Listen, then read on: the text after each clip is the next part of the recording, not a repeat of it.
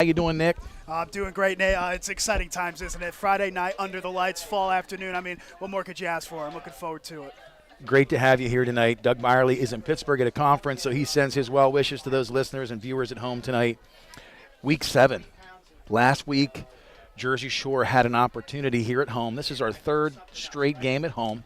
Next week we'll be home against Montoursville as well. But tonight is the Shamokin Indians as they come to town. It's going to be exciting. You've had a chance to watch some film on the Bulldogs, and what's been your take thus far from an outside-in perspective? Well, from outside looking, obviously it's my first time here at Jersey Shore, being able to call this one from the color side of things. And I got to say, I was taken aback because I'd heard, you hear things, you hear through the grapevine how good and how talented this Jersey Shore team has been, especially over the last couple of years. But when you really get to see it, you get to see the entire game. And, being able to call an executive game, the team that they played last week, I should say, being able to call executive, I know kind of how they run, how they good. They got a lot of talent. And to see Jersey Shore do so well against them, it was definitely a shock. Such a talented team. But what I was most impressed with was the discipline as well. This is a team that is able to win it on the trenches, win in all sorts of ways, and overall just a very impressive showing against executive that I was able to see, and I'm seeing if they're able to replicate that fact tonight as well. Yeah, Jersey Shore has been explosive this year. We're going to transition here in a little bit, but Shamokin Indians, they come to town tonight. It's going to be a pink out here, Cancer Awareness Night. We've had some excellent crowds here on Friday night. Once again, you're listening to Jersey Shore High School football on the Bear Country Sports Network.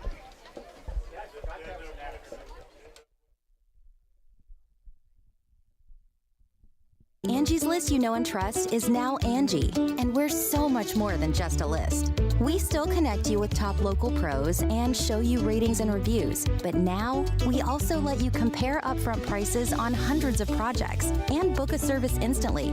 We can even handle the rest of your project from start to finish. So remember, Angie's List is now Angie, and we're here to get your job done right. Get started at Angie.com. That's ANGI, or download the app today. Want to sell a house? Want to buy a house? Then call the Dave Winkleman team at Anchor Realty in Lock Haven. Dave's a graduate of Jersey Shore High School. He and his wife Jan live in South Avis, the parents of 7 children. So you know the Dave Winkleman team is motivated to market your home and find you a new one. 570-858-0777. Ask Dave how he can guarantee your home will sell within 90 days. The Dave Winkleman team at Anchor Realty, 57 Belfont Avenue in Lock Haven, ready to serve you. 570-858-0777. Mr. Clean, Mr. Clean. Of course I use Mr. Clean Magic Eraser to clean tough messes off my stovetop and bathtub. But then I discovered I can also use it to easily clean my patio furniture and even my shoes. I'm hooked. And when wipes won't cut it, I use Magic Eraser Sheets. They're thin and flexible erasers, perfect for everyday messes, like gunk on my counters and sinks. They really are magical. The reviews are in. Mr. Clean Magic Eraser and Sheets make cleaning look easy. Visit the Twilight Diner in Loganton, where tasty, fresh-made food is available when you want it. Breakfast, lunch, and dinner. Choose a burger, homemade pizza, stromboli, their famous mountain sandwich, or anything on their menu. See it on their Facebook page. Now home of the Loganton area's only beer cave. The Twilight Diner, 603 North Mill Street, just off the Loganton exit of Interstate 80. 570-725-3911 for takeout. The Twilight Diner in Loganton. Have you wanted to speak a new language but thought it'd be too difficult or take too much time? Then try Babbel. In just 15 minutes a day, Babbel teaches you conversations that you will actually use. With 14 languages and lesson topics like travel, business, relationships, and more, you'll learn what matters most to you. Babbel. Language for life. Learn a new language with ease. Go to Babbel.com to try for free. That's BABBEL.com. It's time for an insurance review. Every now and then, you need to know you're getting the best coverage at the best price. So here's a phone number, 570-865-5191. State Farm agent Jason Eberhardt will give you an overview and make recommendations on how you can protect yourself and your family. Auto, home, life, health, property, or business, it's Eberhardt State Farm. Available online at InsureJerseyShore.com. Eberhardt State Farm in their new offices, 600 Allegheny Street, Jersey Shore. 570-865-5191. WQBR 99.9 FM. Welcome back, Thompson Street Stadium. Tonight's home ball game, Jersey Shore Bulldogs facing the out-of-town Shamokin Indians. We're going to talk about Week 6 of last week, some of the scores. Jersey Shore handily beat Executive Academy 65-12. Shamokin 57 to Shikellami's 27. Mifflinburg over the Grove 19-0. Southern Columbia handily beat Montoursville 35-16. Danville 51, Lewisburg 0. And a game we have on the schedule coming up, Canton over Wyalusing 51-13. So that was last week. As Tom Gravish says every week here at home, it's next man up, next team up. We're 0-0 this week. We want another victory. And the biggest thing is the expectations have been so high this year, Nick. Everybody expects the Bulldogs to continue to put up 60 or 70 a night. And truthfully, at some point in time, you're going to have a week where maybe you don't play your best. You have a letdown. So tonight with Shamokin coming in, they're very athletic, and they have some skilled people. What did you see in warm-ups here with Shamokin? What did you notice? Well, it's one thing to get the crown; it's another to keep it, right? That's the saying for Jersey Shore today. Tonight, of course, they play Shamokin era. I was really impressed with the film. They had a couple great victories in a row, 2 wins off the bounce against Central Mountain and Shikellamy. I was very impressed with the quarterback play of Brett Nye coming off, especially his film as well last season. Very dynamic quarterback in the backfield. He could do it a couple of ways. Do it in the pocket. He can roll out to his right, roll out to his left. If he's got time to throw, he's going to be able to cause a lot of damage to a lot of defenses. So expect good quarterback play. Of course, the Artis-Jones brothers of wisdom and knowledge, wide receiver and running back respectively. Real dynamic players. I saw Wisdom Artis-Jones had a day last week as well. So overall, it's a talented Shamokin area team that's coming into Jersey Shore. It should be a good one. Absolutely. They are talented. They are skilled. They're speedy and fast. In fact, Penn State is here tonight scouting a receiver because he's a great 400-meter runner, and he is expected to run in college and hasn't had a lot of success this year in football, but he's a fast kid, so you never know what can happen. Jersey Shore comes out in the 5-2. They're going to look to pitch another shutout in this first half. Interestingly enough, it's going to come down to whether Shamokin can run the football. You know, being one-dimensional has hurt most teams that Jersey Shore has played this year. We've been a little vulnerable over the middle, so it'll be interesting. Alex Jackson, our defensive coordinator, looks each week at the 25 ways a team can beat him. So he's extremely fundamental in his discipline and preparation. The kids want to come out. They've been healthy, they've been humble, and they've been hungry, and that's something that I hope they can continue to do week after week because, you know what, they're still high school kids.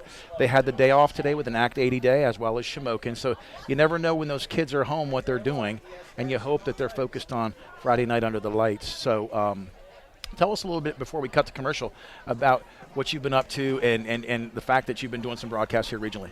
Yeah, I did bring up, obviously, that it's my first time over here at Jersey Shore. Excellent facilities, the crowd piling up. This is set to be a great atmosphere. But, yeah, from New Jersey originally, graduated West Virginia University for broadcasting, doing some Bucknell soccer. Any Bucknell fans, maybe soccer fans might have heard me once or twice, but a little bit of Lock Haven field hockey as well for the Bear. And, you know, overall, my first time doing color commentary, at least here at Jersey Shore. And overall, Nate, I'm really looking forward to it. This is expected to be an enticing game here under the lights. Great to hear. Great to get some bio background. Listen, it's Nate and Nick coming at you tonight here at Jersey Shore Thompson Street Stadium. We're going to cut to commercial and to the Tom Gravish interview that we did this evening in preparation for Shamokin. You're listening to Jersey Shore High School football on the Bear Country Sports Network. When Big Mobile charges you an arm and a leg, they're taking your money and your power and your arm and leg. Boost Mobile gives your power back with an unlimited plan for $25 a month on one of America's largest 5G networks. We can't give you back your arm and your leg because we're not qualified surgeons. Unless you're an iguana who can grow limbs back. Switch to Boost and get an unlimited plan for $25 a month. Boost Mobile. Unleash your power. New customers only. One line, $25 per month with autopay. Additional restrictions apply. See boostmobile.com for details. When you're looking to move to something bigger or smaller, new construction or a fixer-upper, in town or out of town, your first call should be to Brady Carnahan at SWC Real Estate, 570-295-8233. Through the years, SWC has become an industry leader committed to excellence by offering the most comprehensive marketing solutions. At SWC Realty, it's simple. We just market your home better. Call Brady Carnahan today, 570-295-8233. At Boot Barn, we believe that the cowboy boot is an American icon. Today's boots are not only rooted in history, but are enhanced with modern technology features for the working cowboy. Ariat boots are built with advanced technology that provides the comfort and support of a high-performance athletic shoe, yet still has the functionality and durability of the iconic cowboy boot. And at Boot Barn, we carry over 250,000 pairs of Ariat boots nationwide. Ariat at Boot Barn. McMahon, Ferguson & Associates Insurance Agency is your local Erie insurance agency. They handle your home, auto, commercial, and life insurance needs. Let's talk life insurance. If something happened to you, would your family be prepared? Let McMahon, Ferguson & Associates craft the perfect life insurance policy for you. Call 570-398-4090 or visit 1020 Allegheny Street, Jersey Shore. McMahon, Ferguson & Associates Erie Insurance Agency. My name is Rose, and I've been driving a school bus for 25 years for Susquehanna Transit Company. Susquehanna Transit is family-owned and operated. If you can drive a car, you can drive a school bus. The hours and pay are great, with many opportunities to earn even more money. So come meet the staff and trainers and be a part of a great family. Call 570-753-5125. Everything you need in one place. Jiffy Market in Jersey Shore, the largest cooler full of cold drinks in the area. Sunset ice cream dipped for cone or cup and also available in full half-gallon containers. We've expanded our eat-in or take-out menu, including garbage fries and walking tacos with more to come. PA lottery tickets and skill games, and ATM fresh-made sandwiches, meat and cheese by the pound. Snacks, candy, slushies, and more at Jiffy Market. Everything you need in one place, crossing the post office in downtown Jersey Shore. Stop and shop Jiffy Market. The Bear, 99.9 FM. Good evening. We're here live. Coach Tom Gravish, Nate Carpenter, Bear Country Sports Network. Week 6 is back. We're back to Week 7 here. Hey, we're glad to be here. The weeks this year seemingly flown by. We're past the midway point. Once the season gets rolling along, it seems like it goes too fast, you know. And we always tell our kids, hey, enjoy every practice, enjoy every week, enjoy every drill, because the countdown clock is ticking on how many times we're going to be able to play with this group of seniors, which are just a super great group of seniors. We only get one shot at 2022 and take advantage of every moment of it. Absolutely. So what were some of the positive takeaways from the last week of executive charter, and what are some of the things you've stressed in practice this week? The positives were how we practiced last week. You know, it all went back to our approach on Monday. JV's got a win at Montoursville. That always sets the week off right. Varsity guys came in from the previous week against Mifflinburg. They were focused. They were 0 grade in. They were humble. They're hungry to get another victory. So we had a great Monday. We had a better Tuesday. We even had a better Wednesday. Had a great Thursday. So it transferred right out to the football field. So we're looking for the same thing this week. We've had great practices. We had a really physical practice last night, kind of physical even tonight. And so the guys are performing out there. They're playing well together. And we believe we haven't played our complete game. We know our best game's still out ahead of us, and we're hoping that it's this Friday night to this point in the season. I hate to say that sounds scary to anybody who's watched the program this year. I was going to ask you, did they peak? But, you know, before we get to that, let's talk a little bit about ways that you talk about hungry, healthy, humble, but how do you keep things light? I know you got something on the radar this weekend, but what are some of the things? I was at a practice a while back. You did a little dance-off. Like, what are some of the things? You got nicknames, but things you do to keep it light for these guys. Right. We try to have some fun with it. That when you step on the lines, you know what I mean, and it's time to come through the gate here at practice every day. It's all business, but we have a little fun with it. We let them joke around. And this Saturday we're going to University of Maryland. We're watching the Maryland Terps play Purdue, a very good Big Ten football team. We're taking 50-plus kids to Maryland, tailgate. We've been told by their staff that they're still looking at kids on film, and they expect to get a height and weight measurement on some of those guys to see exactly what their sizes are toward the facility. So we're looking to have a great tailgate feast, and it's something that we started many, many years ago and continued it here, but COVID kind of, cut us out a couple times there where you couldn't get the tickets or you couldn't get on certain campuses. But most importantly, it's, Shamokin come Friday night. Question I've pondered asking and having up to this point, but I figure, no better time than the present is, we all need mentors in our life. You mentor a lot of coaches. You've had coaches on your staff that have also helped mentor you. It's always give and take. But who are some of the people in your life that you've crossed paths with over the years? since you began your coaching, it's a small fraternity. Are there any people out there that you've really looked to for guidance? Well, I think it starts with your family, your parents, and your family. It starts there, and from at that point, I was fortunate to have some great coaches at Bulldog area. Coach Gowan Stoker, the late Gowan Stoker. He's a Pennsylvania Scholastic Football Coaches Association former president. He was he's in the Hall of Fame, and I played also for Alex Murniak, who he was a Hall of Fame baseball coach, as well. So I got to play for both of those men, and then when I graduated from college, I got to coach with them. So I got to learn many lessons, I think, through that. But I'm just so thankful to all the people I got a chance to coach with and be with here at Jersey Shore. And I was fortunate that Penn State always allowed me to work their Penn State football camps. You can really pick a lot of knowledge if you stay there for an entire week and eat, breakfast, dinner, lunch, and have socials with Penn State coaches in the evening, you know what I mean, to ask questions, or they'll ask you about your team, your offense. And I've just always had an interest in traveling to watch spring practices, go to college football clinics, and it's 12 months a year trying to pick up something new. Absolutely. So, hey, week 7, Shamokin comes to town. Henry Hyanoski led. What are some of the things you've seen on film and tendencies you can expect them to identify? Oh, they have great athletes. They always do. They got tough guys in the box. They're a physical group. They have running backs who run extremely hard, just like Coach Hyanoski was, in his days, high school, college, and pros. And so, there'll be a challenge. They have good wideouts. They have good linemen. And they have, on the flip side, they have good players out there. We look forward to that challenge. We think we match up well with them. We know it will be a challenge, and we'll just have to see how we do tomorrow. Excellent. One last question. You came out last Friday night with a wrinkle. Quad package to the right with Hayden Packer. The trips became quads. It was a right throw to the flats there with a brigade of blockers in front of him. What do you call that? That's our turbo package there. We got a couple packages we have not shown. Right. Turbo, nitro. We've shown a Razorback package that, based off of our scores, we didn't really want to pull them out in some game situations, but we practice them every night. So anyway, a sub note: the listeners and viewers at home want to call that Quadzilla. Quadzilla. Yeah. Okay. Quadzilla in the turbo package. All right. Hey, it's a great day to be a Bulldog. Good luck. Sure is. Thanks. Thank you.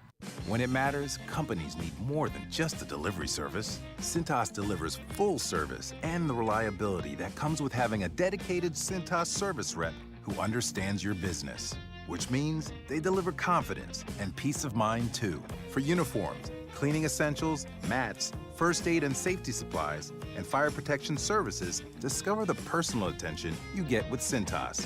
Oh, I'm ready! Visit Cintas.com and get ready for the workday. Let me ask you a question. What do you see when you look at your car? Do you just see taillights? Or your dog's tail wagging when you first brought him home? Do you see 4 tires or 2 tired kids in the back seat after their first day of school? Other insurance companies just see a car, but a State Farm agent sees what your car really means to you. So why not give it the protection it deserves? Jim Ely, State Farm Insurance, 105 Thomas Street, Jersey Shore, 570-398-2828. You probably already know that with every Woodlands Bank personal checking and savings account, we provide online and mobile banking. However, did you also know we offer cutting-edge technology, just like the big banks, for free? Tools such as mobile check deposit, Apple and Samsung Pay, and access to Zelle, a fast, safe, and easy way to send and receive money with family and friends in the moment. To learn more about the cool and convenient technology we offer, or to open your personal account online today, visit woodlandsbank.com. Mobile network carrier fees might apply. Zelle is available to United States Bank account holders only. Terms and conditions apply. Woodlands Bank, member FDIC. Our name defines what we do. Realty Lease Properties in Lock Haven. Residential, commercial, student, we can find a place for you in Lock Haven Williams Porter State College. Find out all about us online at realtyleaseproperties.com. Everything from available space to forms you need to apply. You can even pay your rent online. Call Dana or Selena using our new phone number, 570-748-7032. Realty Lease Properties, East Main Street, downtown Lock Haven. Open weekdays 9 till 4. Start leasing today. Today on Hey Culligan, soft water, cleaner environment. What do you say, Greg? Hey, Culligan, Are you saying if I have a Culligan high-efficiency water softener, I'm also helping the environment? It sounds like you're saying it, Greg, and yes, you are, because with the Culligan high-efficiency water softener, you'll use less detergent, soap, and harsh chemicals, and that's good for the planet. Now you're saying it. You bet I am, Greg. Soft water and a cleaner environment is already on the way. Let us help you out with a free in-home water test from a local Culligan water expert at Culligan.com. Everything costs more, and lots of us are worried about how much we'll spend this coming winter to heat our homes. Make sure to call Hollick's Coal and Oil in Jersey Shore, 570-398-1190, providing stove, nut, pea, buckwheat, and rice coal, heating oil, outside mix kerosene, and off-road diesel. A fixture in the Jersey Shore community for the last 72 years. Hollick's Coal and Oil, ready to keep you warm this winter. 570-398-1190, online at hollickscoalandoil.com. Bear Country, 99.9 FM. We're back. Nate Carpenter, Nick Severini here live tonight, Thompson Street Stadium.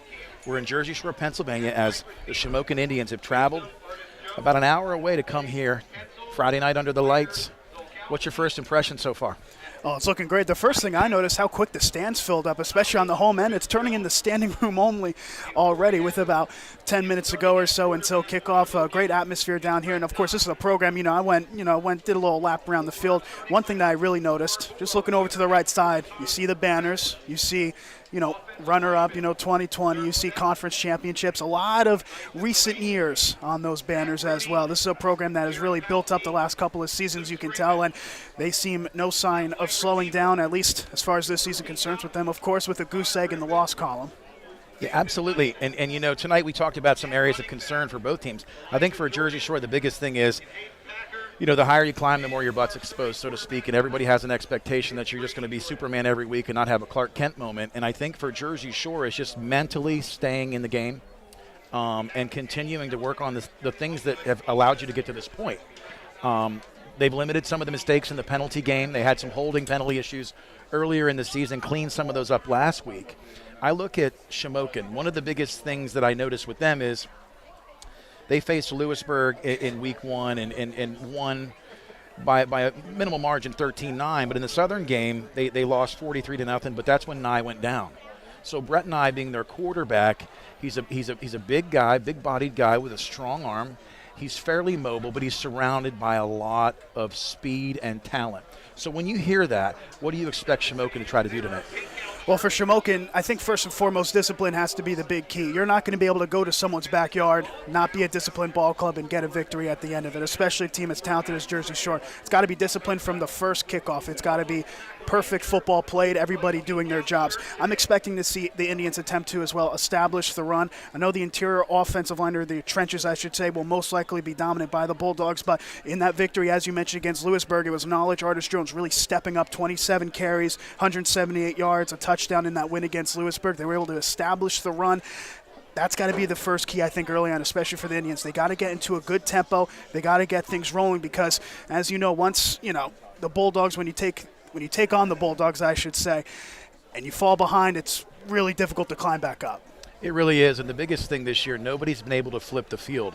Between the special teams game, pinning teams inside their own 20, then getting them in long down and distances, getting the ball at midfield, starting every drive around the 50, where the opposing teams are inside the 20, it really takes that playbook and cuts it in half.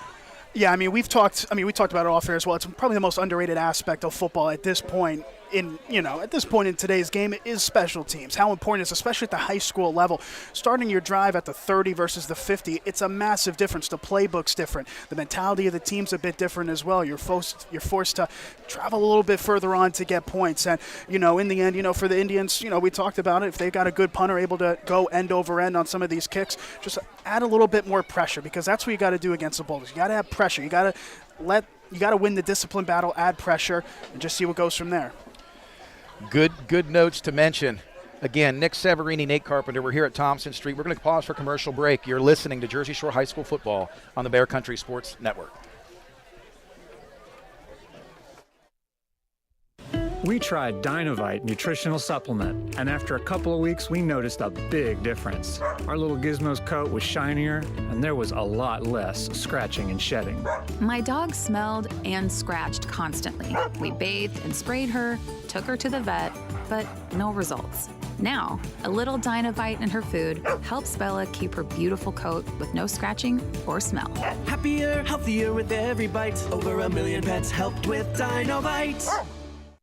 Wouldn't it be great if you could get auto, power sports, RV, home, life, fire, commercial, farm, tenant, and or personal liability insurance all from one agency? Well, that's where Hafley Nationwide Insurance comes in. They can help protect what's important to you. So why not simplify your life? See Hafley Nationwide Insurance in Lock Haven. 570-748-2926. Nationwide is on your side. Nationwide Mutual Insurance Company and affiliates, Columbus, Ohio, subject to underwriting guidelines, review, and approval. Exergen wants you to know about an important study just released by the FDA. It confirms what the medical community has known all along. Non-contact thermometers are not accurate, and they fail to meet FDA requirements for accuracy in labeling. With new strains of COVID on the rise, we can't afford to tolerate the rampant false temperature readings from non-contact thermometers. You need Exergen thermometers because they are accurate and backed by over 100 clinical studies. Be sure, be accurate with Exergen. Learn more at Exergen.com. First Quality in Lock Haven and Macleodon is recruiting new team members. Receive competitive wages, $1.50 shift premium, insurances that begin day one, bonuses, and a team-oriented culture. There are immediate openings in Lock Haven and Macleodon for full-time production, maintenance, and warehouse positions. To apply, go online to joinfq.com. That's joinfq.com. First Quality is an equal opportunity employer. Did you know a fire department responds to a fire every 23 seconds? First Alert is reminding you to be prepared by installing smoke and carbon monoxide alarms on every level and in each bedroom of your home.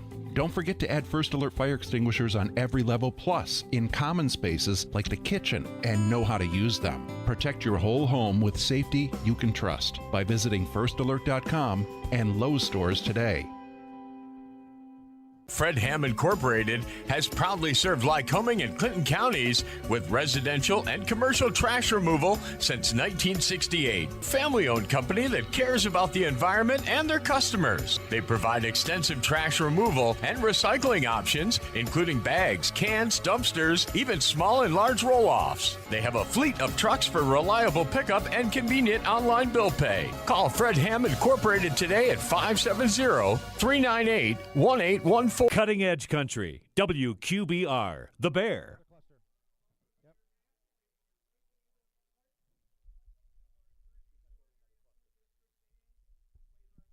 This is Loyalty Lab Interview 6. Subject, grandmother's loyalty. Margie, what do you do when your grandson misbehaves? Angels don't misbehave. Here we study the most loyal, like you and... Oh, there goes the lamp. Shouldn't have put it there. Shell and the Fuel Rewards program has our members' backs, too. It's super easy to save on every gallon. Loyal, just like how you acted like that wasn't his fault. Someone should clean that up before he gets hurt. Yes! Loyal, just like that. 10 years of FR.com. Terms and conditions apply. At Boot Barn, we believe that the cowboy boot is an American icon. Today's boots are not only rooted in history, but are enhanced with modern technology features for the working cowboy. Ariat boots are built with advanced technology that provides the comfort and support of a high-performance athletic shoe, yet still has the functionality and durability of the iconic cowboy boot. And at Boot Barn, we carry over 250,000 pairs of Ariat boots nationwide. Ariat at Boot Barn. We tried Dynovite nutritional supplement, and after a couple of weeks, we noticed a big difference. Our little Gizmo's coat was shinier, and there was a lot less scratching and shedding. My dog smelled and scratched constantly. We bathed and sprayed her, took her to the vet, but no results. Now, a little Dynovite in her food helps Bella keep her beautiful coat with no scratching or smell. Happier, healthier with every bite. Over 1 million pets helped with Dynovite. From tailgate parties to busy weeknights, the flavor experts at Omaha Steaks made it easy to savor all of fall's flavors with mouth-watering assortments of perfectly aged steaks, ultra-juicy burgers, and easy, ready-in-a-flash comfort meals. Right now, shop their semi-annual sale and get 50% off site-wide. Use promo code SIZZLE at checkout for an additional $30 off of your order. Don't wait. Go to omahasteaks.com, code SIZZLE at checkout. That's omahasteaks.com, code SIZZLE. Minimum order may be required. It's Bear Country 99.9 FM. Nate Carpenter, Nick Severini back here live, Thompson Street Stadium. If you don't know that by now, it's home of the Bulldogs. We are home again for the third week straight, and tonight we're going to get to starting lineups here for the Bulldogs. On defense, it's 28 Gabe Antris at the end, Tate Seacrest. The other end, Dirk Stetz, Luke Springman, Zach Rooney are all down on that interior line. Hayden Packer and Peyton Samar, along with Stone Seacrest, make up the linebacking core. Connor Griffin, as well as Cooper Peacock, have the duties in the secondary, along with Brady Jordan and Dathan Tyson. Offensively, you'll see the likes of Luke Springman, Zach Rooney, Owen Vandruff, Dyson Delaney, Jared Palski at center, Jaron Loomis occasionally at tight end, along with Max Engel. Your quarterback, Brady Jordan, Hayden Packer, tailback, along with Elijah Jordan, Connor Griffin, Cooper Peacock, Dathan Tyson, and Peyton Samar make up the receiving corps. Breck Miller's been electric all year on special teams as well. Let's talk about some of our sponsors tonight, Nick, and what's making the program happen. Yes, let's do it. A special thanks to the Wadsworth family of Lock Haven for their support of this broadcast, and a thanks to River Valley Internet for, once again, providing the bandwidth we need to bring you this broadcast. River Valley Internet, we never forget you have a choice. And this pregame show was brought to you by Pennycoff Rural Services for property maintenance, excavating, hauling, tree work, driveways, septic systems, water lines, and so much more. Call Jeff to get outdoor projects completed before winter. 570-360-7757. And right now, the captains are taking the field. You have number 15, Brett Nye, the quarterback for Shamokin, along with Brock Nye, number 72, number 58, Eric Zalar, along with the fullback/tailback, Corey Adams. And for your Jersey Shore Bulldogs, you'll have Hayden Packer, you'll have Cooper Peacock. Right now, I'm blinded. Looks like Brady Jordan. And we'll see who else is out there tonight. I don't know as Tom Grabish is going to make a change, but along with Zach Rooney. So the Bulldogs will receive the opening kickoff. So it's about go time. It's about that time. I'm rubbing my hands together right now, Nate. I'm excited to see what this Bulldogs team is capable of. I love that they win the toss and they're electing to receive. They're trying to set the tone early on the offensive end of the field. This is going to be a good one. Should be an excellent ball game tonight. Shamokin, along with their coach, Henry Hyanovsky. The band is loud here. The Indians have come, and they're hungry. From the band to the spectators in the stands, Jersey Shore, as you've already heard, will receive the opening kickoff. The Shamokin Indians come out. Their kicker is number 8, Chase Pencil, a 5'8", 145-pound sophomore.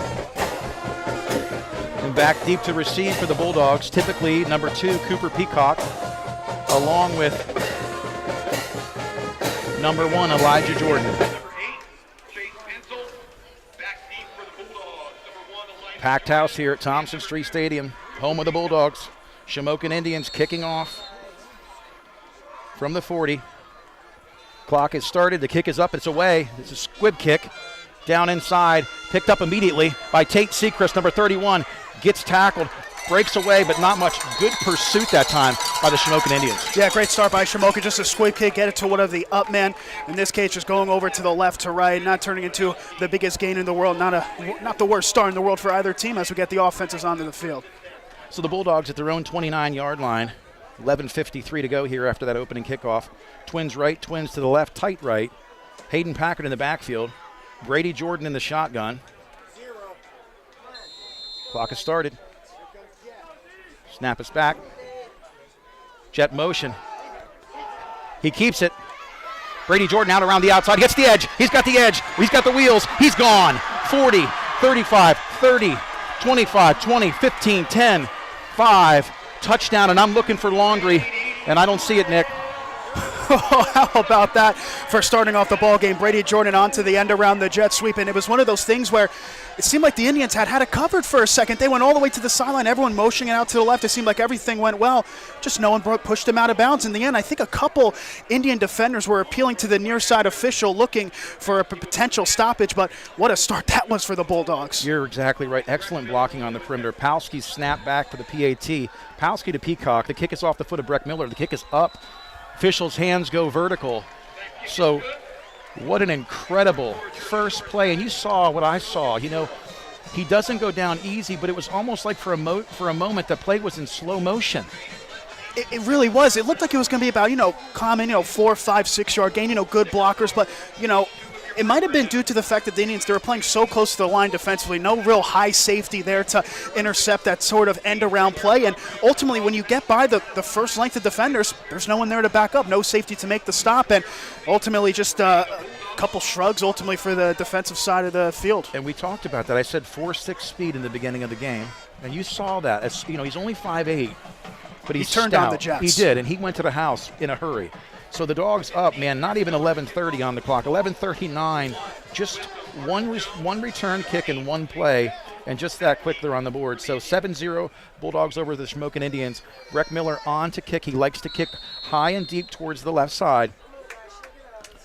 Kick is up, the kick is back, the kick is returned by number 1. That's Wisdom Artis Jones, and he's quick. And he is steamrolled. Great containment. Yeah, that's excellent containment that time. The stop made there by Packer. And a reminder as well that kickoff brought to you by Joe's Equipment, offering sales, service, and parts. Cement Drive, Jersey Shore, 570-398-1391. Excellent containment, though, on the special teams. Yeah, everybody stayed in their lanes. And you talked about that, too, Shamokin being disciplined. And that's the key.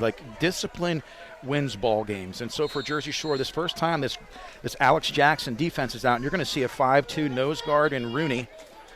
Backers walk up. They like to stack the box. We'll see what Shamokin does. Single back, double twin package.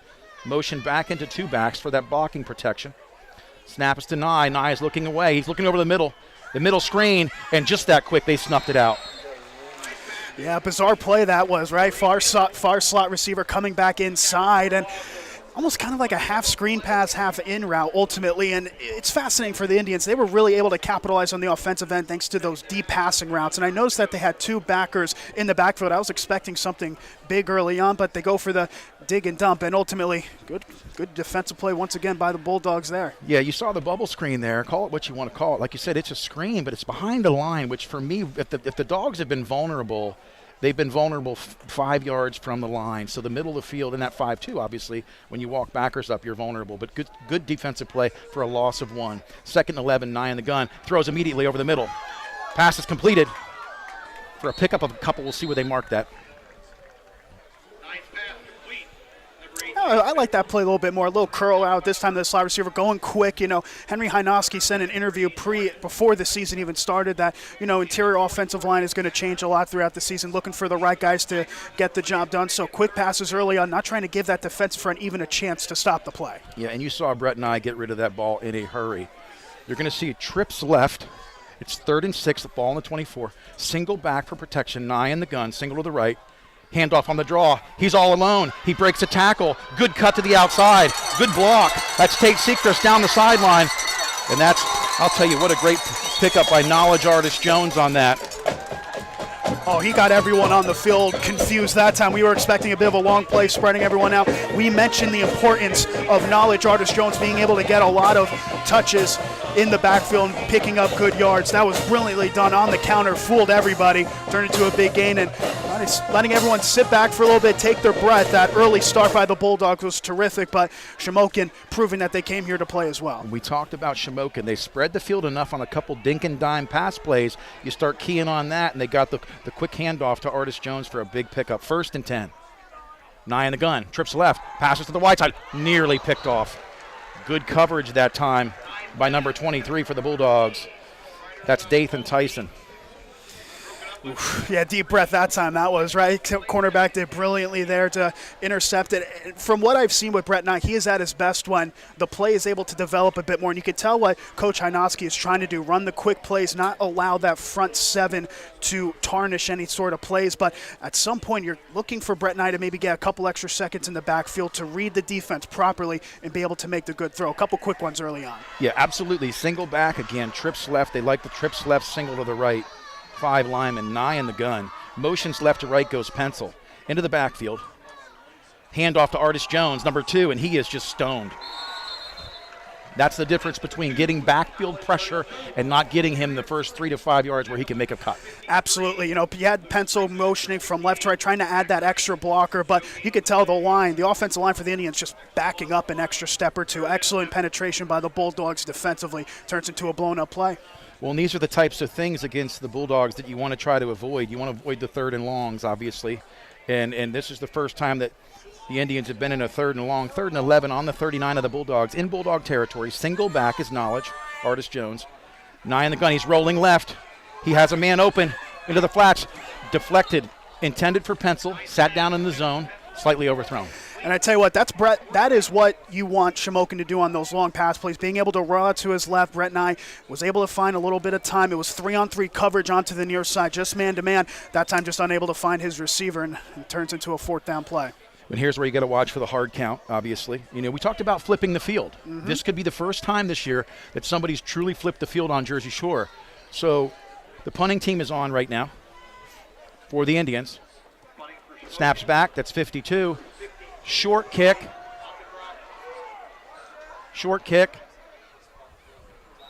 Peacock playing a little roulette with that kick, but the ball's down at the 16-yard line, so decent field position, but this is the first time we've seen the Dogs inside the 20 in a long time. Yeah, I was about to say, you got it inside the 20. You know, there's a lot of arc on that punt, not a lot of distance, but you still got it inside the 20, not the worst bounce in the world. Now, Bulldogs, of course, a lot of field to run, but it was a lot of field to run for Brady Jordan on that first play of the game as well. Brady Jordan in the shotgun. Seemed like a mile away from the press box right now. Hayden Packer to his left, single back. Single receiver to the left, trips to the right. Snap is back. Immediate handoff to Hayden Packard. Up the middle. He is hit and met, driving the pile. Maybe a pickup of 2. I'm not so sure where they spotted that. And that was Maddox Romanowski, nose guard, I believe, for Shamokin. That was able to get between the center and guard. Really well done to stop the play. Shotgun. Jordan keeps it on the option. He's met. He's still running, and he is hard to bring down. Nice pickup. Nearly out to a first down, and that's what I tell you. He's shifty, and he does not go down easy. It really is. I mean, the edge rusher ran it brilliantly that time, being able to try to get to the quarterback, but he was able to push through. Jordan in the gun, hands off to Packer. Packard up the middle. Packard tries to get across the line. We'll see where they mark this. He needed to get out. They're moving the chains. So officials say, let's go. Bulldogs first down. Yeah, Packer doing just enough power back in the backfield, just putting his head down, leaning forward. Always frustrating for that front 7 of the defenses when you have a power back that can do that, and it turns into a chain-moving play.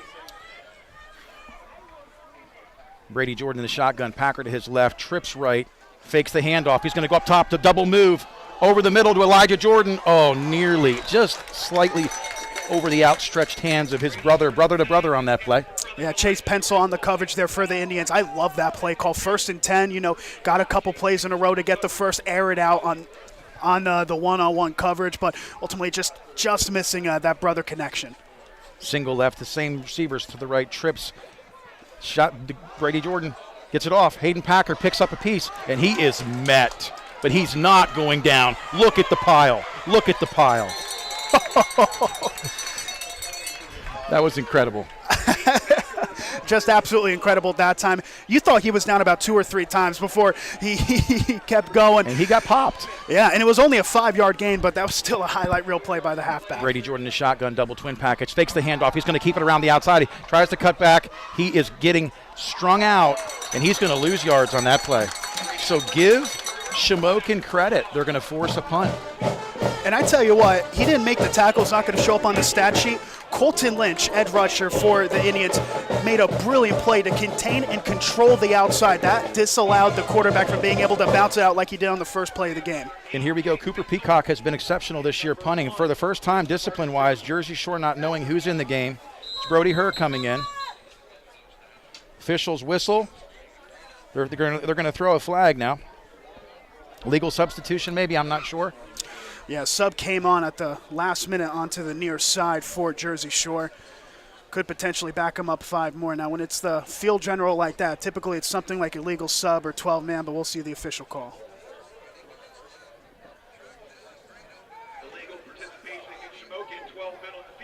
So Shamokin had 12 men on the field. So, that's why we call the games and don't officiate. That's Well, there you go. Extra guy, extra gunner on the near side. And, well, maybe thought about for a second, but it looks like they're going to punt away again. Speedy return men. Peacock comes up under center. They're going to go to the hard count.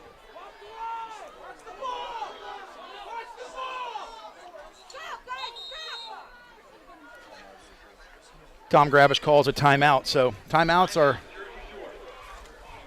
brought to us in part by Three Brothers Moving. We treat you like a part of the family. If you or a friend or a family member are moving, call them at 215-220-1551. So the Bulldogs tried to get an offsides penalty there. Gravish burns a timeout. I'm not so sure on that particular play if that timeout's worth it. Yeah, you're trying to keep the momentum going, right? You were able to get the score on one of the first plays of the game, get the stop on the defensive end. At this point, looking at the markers, I don't have the best math, but 5 yards, a 5-yard penalty for encroachment might have just been enough to move the chains. Just trying to see what they can do early on, but ultimately it looks like they're going to punt this one away once more. So right now, number 8, that's Pencil. Number 1, Wisdom Artist Jones of the Jones brothers. Back deep to receive, and they're lethal. They're very quick, so the Bulldogs are going to want to discipline containment. First of all, they've got a block. Whistle's blown. Peacock gets the snap. Another whistle. They're calling a false start on the offense. I didn't see anything. Didn't see it from our angle here either, Nate, but far side official. It's on the far side of the field, not the best view for us here in the commentary booth, and, well, bit of a long string of plays happening at the moment. Peacock loses 5 yards on that punting again.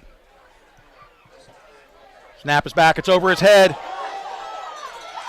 Peacock somehow gets it away. What an athletic play on his part. Absolutely rugby style. Got that off. Not sure. Between a miracle here and there. That was brilliant. Brilliant from the punter, Cooper Peacock, that time. High snap, and it turns into a bull in a china shop, so to speak, moment there. But Peacock, a deep breath for the far side of the field for the fans over there. He did really well to turn that into getting a decent enough punt away, able to get into their own territory at least. For sure. And right now, Nye's had some success through the air. They've also had that big success on that one run play to Knowledge Artist Jones. So we'll see what they decide to draw up here. They've tried to stretch the field a little bit. Physically and athletically, they're hanging in this game. Twins left, Nye in the gun, single to the right. Motions, Artist Jones left to right. Gets the fake jet sweep, handoff immediately. Stacked up. The interior 5 of the Bulldogs defense stout on that play. Yeah, you're not going to win many battles against that interior 5, really, aren't you? And I was curious as well. Wisdom Artist Jones was in motion, the receiver from left to right. Haven't seen a lot of him on the offensive end yet. Haven't been targeted. We'll see if that'll change on this drive, especially with facing a 2nd and long. Yeah, for sure. And a lot of times the play is coming in, to Brett Nye. It's coming in late, and they're going to chew this clock as much as they can. They're not in a big hurry tonight. Play clock down to 15. In the gun is Nye, single to his left. That looks like Knowledge Artist Jones. Twins left, single right. Snaps back, fakes the handoff. Pressure, throws to the flats. Good play. Peacock is in coverage. They got to Nye, able to get Nye on the ground on that play. Yeah, just as I mentioned, it was an intended play, it looked like, for Wisdom Artist Jones onto the near sideline, but with running out of time, he had to force the tough pass to the slot receiver Zolkowski. Ultimately, wasn't able to get a good throw off. And this is usually where the Bulldogs dial up something defensively. They've really forced a lot of turnovers this year. Interestingly enough, though, on that 3rd and 6, the previous possession, Jones picked up a big play. So when you stack the blocks, it can also come back to haunt you. So Nye in the gun. Knowledge Artist Jones to his left, Twins left, single right, motioning left. The fullback's going to block. He's going to get extra pursuit in the passing game. Throws it high and deep, outside the tackle box. Intended receiver overthrown. Looks like the punt team will be on. Yeah, it seemed like it. Ultimately, didn't see anything that I liked. That was great coverage in the end by the Bulldogs secondary. It seemed like the intended receiver might have been Corey Adams coming out as the slot guy on the line, but ultimately a great defensive stop by the secondary. No one was open. Nobody was open. Nobody home on that. They tried to flood the zone to the left, and they've had Nye rolling left and throwing right, and that's not always the easiest thing for a quarterback. So 52 on the punt. That's Blake Hockenbrock. Snap is back. Kick is away. Kick is high and deep. Over the head. Elijah gets it, picks it up, doesn't go down, gets a good block. He's sprung down the sideline. Not going down. He got a great block from Cooper Peacock on that play. That was, in fact, Cooper Peacock. 2 great blocks on that front as well. Turned into a big game, absolutely taking out the gunner on the far side. And I was about to applaud. It was a great punt in the end, much better than his first. Able to get it inside the 10, but was able to turn it into a big run. It's a net punt of about 7 or 8 yards in the end. Great return game by the Bulldogs on that play. Excellent perimeter blocking, no holds. In the gun is Brady Jordan. Single to his right is Packer. Tight Twins right, motion left of the Twins. The Dogs are looking to get out the box a little too hot tonight, Yeah, we talked about the discipline. Just a twinge too late for one of the linemen on the far side of the field that time. And we talked about pregames. Got to stay with the discipline because we've seen in spurts, Shamokin, they've got some good ball players, and they're able to keep it close. If you make mistakes like that, turns into a 1st and 15. And so, yes, 1st and 15. Brady Jordan in the gun, motion left to right, trip side, fake the jet sweep. He's up the middle. He gets some good perimeter blocking. Oh, good job. Good pursuit. They get the 5 back and a little bit more. Yeah, that was interior blocking that set that up in the end, just putting her head down, going forward. The left guard in the center with some good pushes off of the line turns to about 6 or 7 yard gain. Dogs looking to the sideline, usually already into the fast car. Single back is Hayden Packer. Twins left, right. Brady Jordan in the gun. Why? I don't know what the call is. Flag from the field general once again. See what the reading is. It could be a potential, well, it's going to be on the Bulldogs as they're backing up. We'll see what the flag is. I didn't see a signal from anyone, but so we'll Palski, somebody said Palski may be moving the football. When he moves the football, they're calling it. So I get that from a word here from one of our spotters. So we'll take their word for it. Double Twins package. 2nd and 14, motions left to right. Brady Jordan in the gun, Packer to his right, to the flats, overthrown. He catches that pass. He's got a lot of green before number 13 gets there. Yeah, it's certainly so. I've had a little bit more mustard on Riders. Okowski was coming in for Indians, typically on the cover, just in the air a bit too long. It's difficult when you're right in front of the defender. You're trying to loft it over the defender. Lost a lot of power on the throw in the end. Yeah, and the Bulldogs right now just sort of out of sync. Some of the penalties slowing down the fast car. Peacock split. Watch for a double move here on the right. Brady Jordan in the back. Fakes it. He's gonna run it. Gets a couple yards back. Once again, the Shamokin Indians imposing on defense, going to force a punt. Yeah, another coverage down that time. This time it was the Shamokin defense getting in the headst of it. It was one-on-one coverage over the middle of the field. Winston Arts-Jones doing really good on the receiver, not providing any sort of coverage. Special teams on the field. Yeah, the Dogs seem a little flat tonight. Peacock back to punt, did a great job of getting the last one away on the high snap. Snap is back, snap is good. He kicks it deep. That's going to go all the way back to Pencil. Pencil fair catches it with a ton of daylight in front of him. Yeah, it was one of those where you kind of have that clock in the back of your head, when you start to wave your hand and, had a ton of arc, had a lot of hang time. But if you had just looked that extra second over the middle of the field, you could have saw a couple more running lanes. Absolutely. So Shamokin is going to take over here, 1st and 10. They've had some success on defense, no thanks to a number of penalties again tonight on the Bulldogs offensively. They will start on what appears to be their own 14, 1st and 10 with 4:27 to go in the first. Dogs up 7-0. Well, it's time to see what Shamokin can do with a long field ahead of them as well, starting inside your own 20.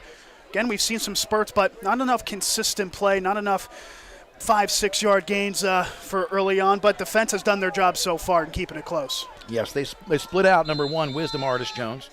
His brother, Knowledge Artist Jones, number 2 in the backfield with 9 in the gun. Shifting on the defense, hands off directly up the middle and just snowed in that quickly. That defense is smothering. What the Bulldogs are doing, they're playing man-to-man coverage onto the far side, one-on-one with the receiver. That is allowing that front seven, as we mentioned, to really get up and just completely extinguish any sort of run game. Absolutely. Injured player on the field. Looks like that's Artis Jones, and that's Knowledge Artis Jones down. Training staff tending to him. While that's happening tonight, we're going to talk about some of our sponsors. And just want to give our thanks out to our sponsors. They've been very, very fortunate to have the support the Dogs this year. So go ahead, Nick. Absolutely. A special thanks to the Wadsworth family of Lock Haven for their support of this broadcast, along with River Valley Internet for, again, providing the bandwidth we need to bring you this broadcast. River Valley Internet, we never forget you have a choice. Yeah, the sponsors have been great, and the support has been great. You know, every Thursday night the Bulldogs get fed each week, and a lot of times local businesses and families and just support. They have a pregame meal every Thursday night. And, you know, I talked about today being a day where they had off. You know, Shamokin had an Act 80 day. We had an Act 80 day where teachers can kind of go in and get caught up on the paperwork. But I've noticed we tend to play a little flat when we have, not that we, you know, we come out and score on the first play, but I'm saying Shamokin's playing well. Jones coming off the field. It's good to see him walking under his own strength. But I think Jersey Shore right now is a series away from really blowing this game wide open. Yeah, I mean, you have to see what happens. We talked about you're not in the same groove. You're not in the same rhythm as a regular day where you have school. You know, you wake up, 7 o'clock, whatever, get to classes, hang up with the teammates. They're here today without school day. You sleep in a little bit, play a little Madden, not exactly in the same groove. And maybe that could contribute a bit to some of the flat performances that we may have seen early on. Exactly. So 4 minutes to go here roughly in this first quarter. It's going to be a 2nd and 10 for the Shamokin Indians. Ball on their own 14-yard line. They're going to go trips right, single to the left is Ryder Zolkowski.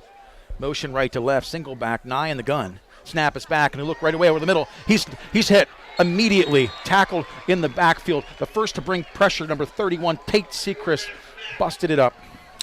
And once again, it's single coverage with one high safety for Jersey Shore on the defensive end. That is telling them our cornerbacks can guard your receivers, just not creating enough time on that line with the blitz to get Brett Nye any room, and that's what he needs to really be successful. If he gets a clean pocket, he can really air it out. He's got a ton of talent, but there's only so much a quarterback can do when there's 6 guys in the backfield. Exactly. When you don't have when you got a second and a half to get rid of it, it's very, very difficult. Nye in the gun, 3rd and 13, ball and 12. Twins right, single left, ball's back. Again, immediately hit by Sechrist, who came off that end along with Hayden Packard, dialing it up. I mean, Sechrist just went to the running back and said, hey, how do you do? I'm just going to come right past you. Just right by, no running back support in the backfield to help his quarterback out. You can't even develop any sort of any plays when the plays get blown up that quickly. You're running out of things to do. So on to kick again, number 52. Blake Hockenbach. Seen this several times this year. Foot nearly on the end line of the end zone. 4th and 21. Snap is back. Whistle on the play. And that's looked like the gunner near side, Isaiah Mumford, might have jumped just a little bit. That's where the flag came out. I wouldn't be surprised, but we are having a conversation, so we'll see what it ultimately is. Yeah. Looks like a false start on the offense. That's going to be half the distance, and that's not any distance they could afford to lose. Well, at least it was only half the distance. It's not like they had to back up too much, that's for sure. So, kicking now, 4th and 23, ball on the 2-yard line. Bulldogs set up to return, hopefully get a good blocking wall here. Kick is up. It's blocked, partially blocked. Get away from it. He picks it up. Cooper Peacock, he says, I'm taking it. I'm not quitting. Don't flip. Well, deep breaths, right? You're always taught, when it gets blocked, everyone get away, kill, kill, kill. That's the signal that they use. But Peacock thought he saw a lane, and to his credit, if he just went a little bit more to the outside, he might have been able to get a foot race, and that's a foot race that Peacock doesn't typically lose. But turns into a solid return on a big hold-your-breath moment type of play. Yeah, and I say don't clip because I didn't want to see a blindside block because it would have been ugly. 1st and 10 on the 24. Bulldogs come out in a power package. Left to right goes Connor Griffin under center. Right up the middle. Nothing there. Give credit to that interior line, and I'll tell you what, all night long, 54's been a handful. Yeah, brilliant. That's Chris Danawa, who's been able to create a lot of pressure. I mean, we haven't really seen that from the Bulldogs. Typically, they're able to do whatever they want, especially in the power running game, but As you mentioned, the defensive interior line doing well so far. Jordan under center, right to left goes Peacock. Single eye formation. He's going to throw it. He's going to throw it up right now. Up to Griffin. Griffin turns. Flag on the play, so pass interference. Tight coverage. Well thrown ball to the outside shoulder. It was the perfect ball, and I thought it was the perfect coverage as well from Winston Orange Jones. It looks like the far side official better looked at me. Might have made contact with the receiver a tad early, but Artis Jones did brilliant in coverage all the way up until the end where he made contact just a bit early into the air. Turns into a penalty. And that's sometimes the break you need offensively. You just need to throw one up and say, hey, let's take a chance. Let's move the chains. We'll find a way to move the chains. Absolutely, and you have to give credit to the throw. That was a perfect throw right on the back shoulder. Just great coverage, almost great coverage. The laundry says otherwise. So the Dogs able to get a first down on the pass interference with the post or with the flag route to Connor Griffin. Elijah Jordan, Hayden Packard in the backfield. Brady Jordan undergun, under the center. Left to right goes Griffin. The counter Trey. Nobody has stopped it this year. Good low tackle that time by number 1, Wisdom Artis Jones. Yeah, once again, Artis Jones involved in the play, but as you mentioned, another counter effort by the Bulldogs, able to pick up a good chunk of yards. The Dogs actually taking some time to look to the sideline, and it's one of those things. Normally they have their plays scripted. They'll buzz 10 off. Getting a little breather. Play clock down to 20. Brady Jordan under center. Right to left goes Peacock. Quick pitch to the left to Elijah Jordan. Gets a block by Packard. Cuts off his tail. They're going to throw a holding penalty as Elijah Jordan busts over the plane. Yeah, we'll check the flag on the play. Onto the far side, that was Eric Zoller for the Indians, trying to set the edge a bit, trying to get the back to cut inside. It looked like there was a holding there. Fullback with the block, just a little too much jersey in the end. You know, and it's one of those things. Sometimes they hold on a little longer. You know, you look at the film. Last week, the officiating crew from Center County, Hollidaysburg, Altoona, State College, some bigger programs, they kind of let that happen. Depends on the crew.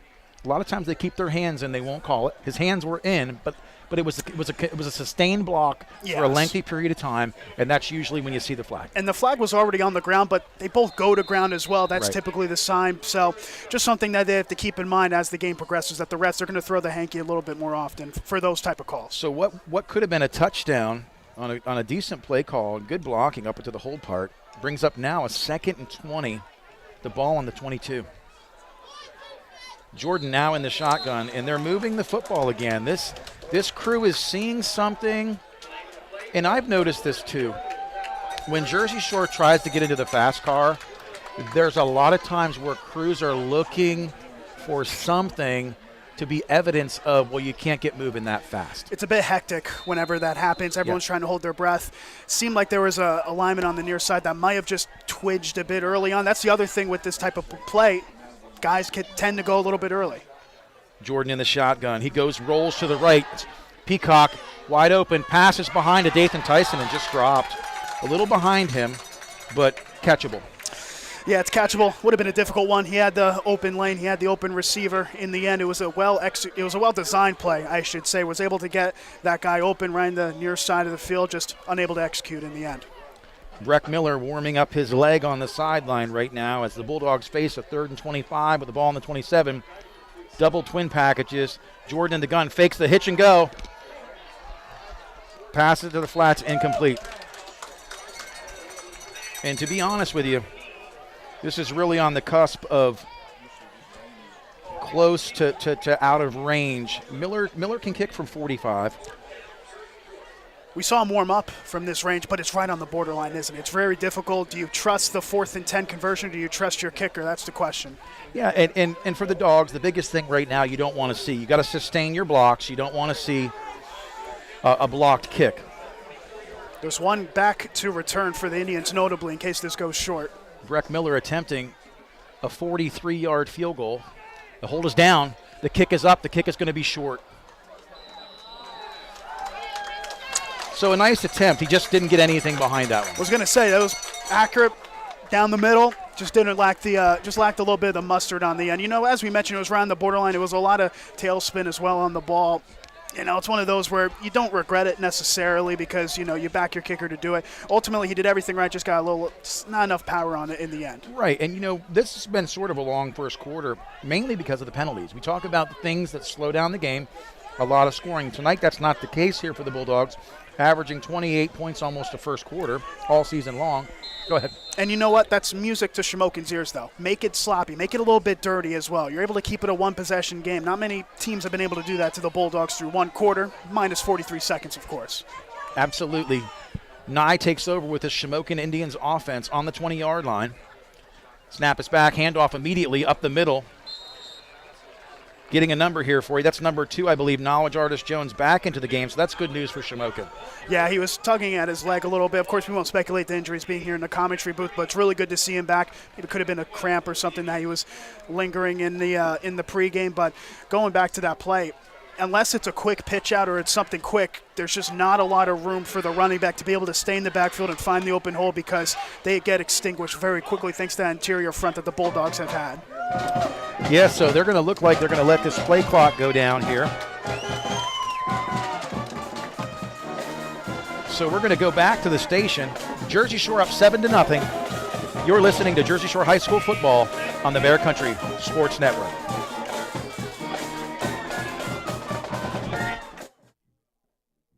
Close to 40 years serving the Jersey Shore area community, All Round Tire, your hometown service and tire sales center. Family-owned and operated, All Round Tire features Cooper and many other tire brands, including Michelin and Firestone. Make us your first choice, not only for passenger light truck, farm, and ag tires, but also for service, brakes, exhaust, belts, and hoses. And we offer the only vulcanized flat repairs in the area. PA State Inspection 2, open weekdays 8 till 5, Saturday till noon, All Round Tire, Cement Hollow Road, Jersey Shore. WQBR 99.9 FM. We're back here, Thompson Street Stadium. Shamokin choosing to let the first quarter clock tick down. And we are right now about to start the second quarter. Shamokin facing a 2nd and 12 with the ball on their own 18. The Dogs have been stingy on defense, giving up one big running play tonight. And in fact, in return, Jersey Shore had one big running play for a touchdown. Exactly. That's been the difference that first play of the game. It's crazy how one play can really change the tide. I mean, we could have been very likely seeing a 0-0 ball game through one quarter of play, but still good credit to Shamokin, especially on the defensive end of the field. Through one quarter, they've been brilliant. Brett Nye in the shotgun. Knowledge Artist Jones to his right, Twins right, single left. Rolls out. Tate Sechrist just smothers the quarterback. Gets in there, and it was literally a pancake. Yeah, it was it was just a pancake. That's what it was. When you have the open edge rusher, the near side has to be open. Route run there by Corey Adams, and ultimately it was either going to be a sack or an interception. There was nothing that Nye could do but just tug and go to the ground. The play calling has been good, I would say, for the Indians. They're trying to get those quick plays to get some small yardage, but the Bulldogs are just outpowering the Indians on the defensive end so far. Brett Nye facing a 3rd and 18 after the Tate Sechrist sack with his ball on the own 12-yard line. In the gun is Nye. 2 backs. He's thrown up over the top, wide open. Number 13 nearly made a single-handed catch. Brilliant. That was number 13. The intended receiver was Ryder Zukowski. Shamokin faithful wanted a flag on that. Yeah, they wanted a flag. I think that's good coverage from my point of view. It was one-on-one, both looking at the ball most importantly. Ultimately, it was great coverage. I couldn't get a number, unfortunately, on the Bulldog defender. He's over onto the far side as the far side gunner, but he did well. And I'm expecting Shamokin to do more of that on the offensive end. Just throw it up in the air, let the receivers make the play, because anything short, it's just not working out for them. Beautifully thrown pass, defended well by Dathan Tyson, number 23 on that play. 52 back into the game to punt. Blake Hockenbrock, been busy as of late. It appears we're going to get a timeout. Shamokin takes a timeout. We're going to go to the out-of-town scoreboard here real quick. The scoreboard brought to you by Herbs Meat Market, the meeting place with quality specialized meats and cheeses, 229 South Main Street, Jersey Shore. Shamokin, obviously tonight if you're watching, we're up 7-0. Mifflinburg, 7-0 over Shikellamy. Danville, 21-0 over Montoursville second quarter. So Danville has been really, really successful this year. Very powerful offensively, running game and passing game. Midwest, 7-0 over Warrior Run. Mount Carmel, well, that's last week. So those are the scores we have thus far. Thanks to Herbs Meat Market. Thanks to Herb's Meat Market for the out-of-town scoreboard. Shamokin now back onto the field to punt. Zukowski for 52, back to receive. Elijah Jordan, Cooper Peacock. The kick is away. It's low.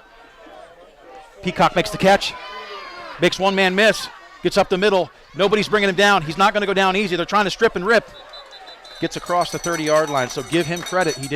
He covered that football. Yeah, he held on to the football. Once you get into the huddle, you just kind of hold your breath. You said, okay, where's the football? Where's the pigskin? Peacock did really well. Able to, as well, get a couple more yards, move the pile, so to speak. Turns into terrific field position for the Bulldogs.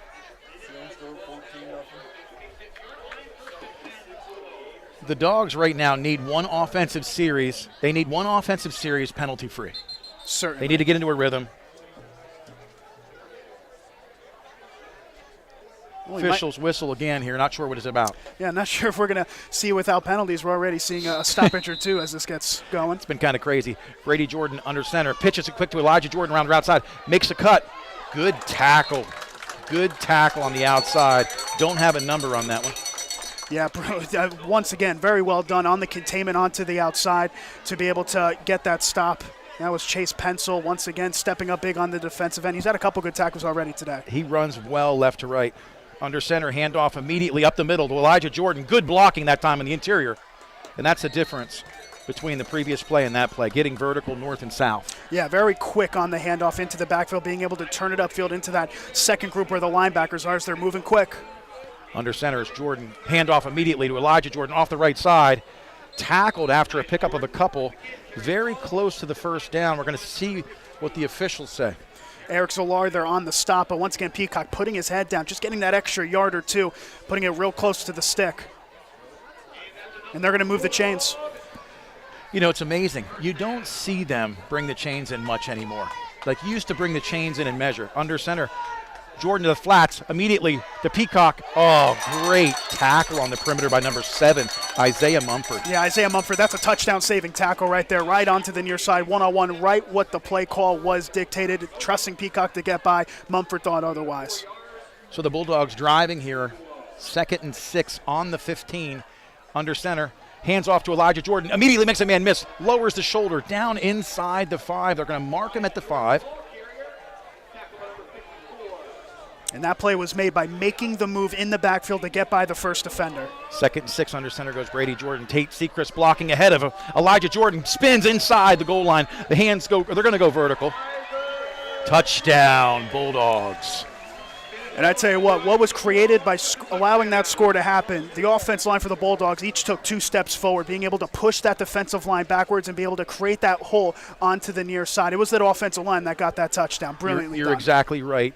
And their hats off to all the linemen for the Dogs. And Tate Sechrist came in at fullback on that play and also gave Elijah Jordan a little bit more breathing room.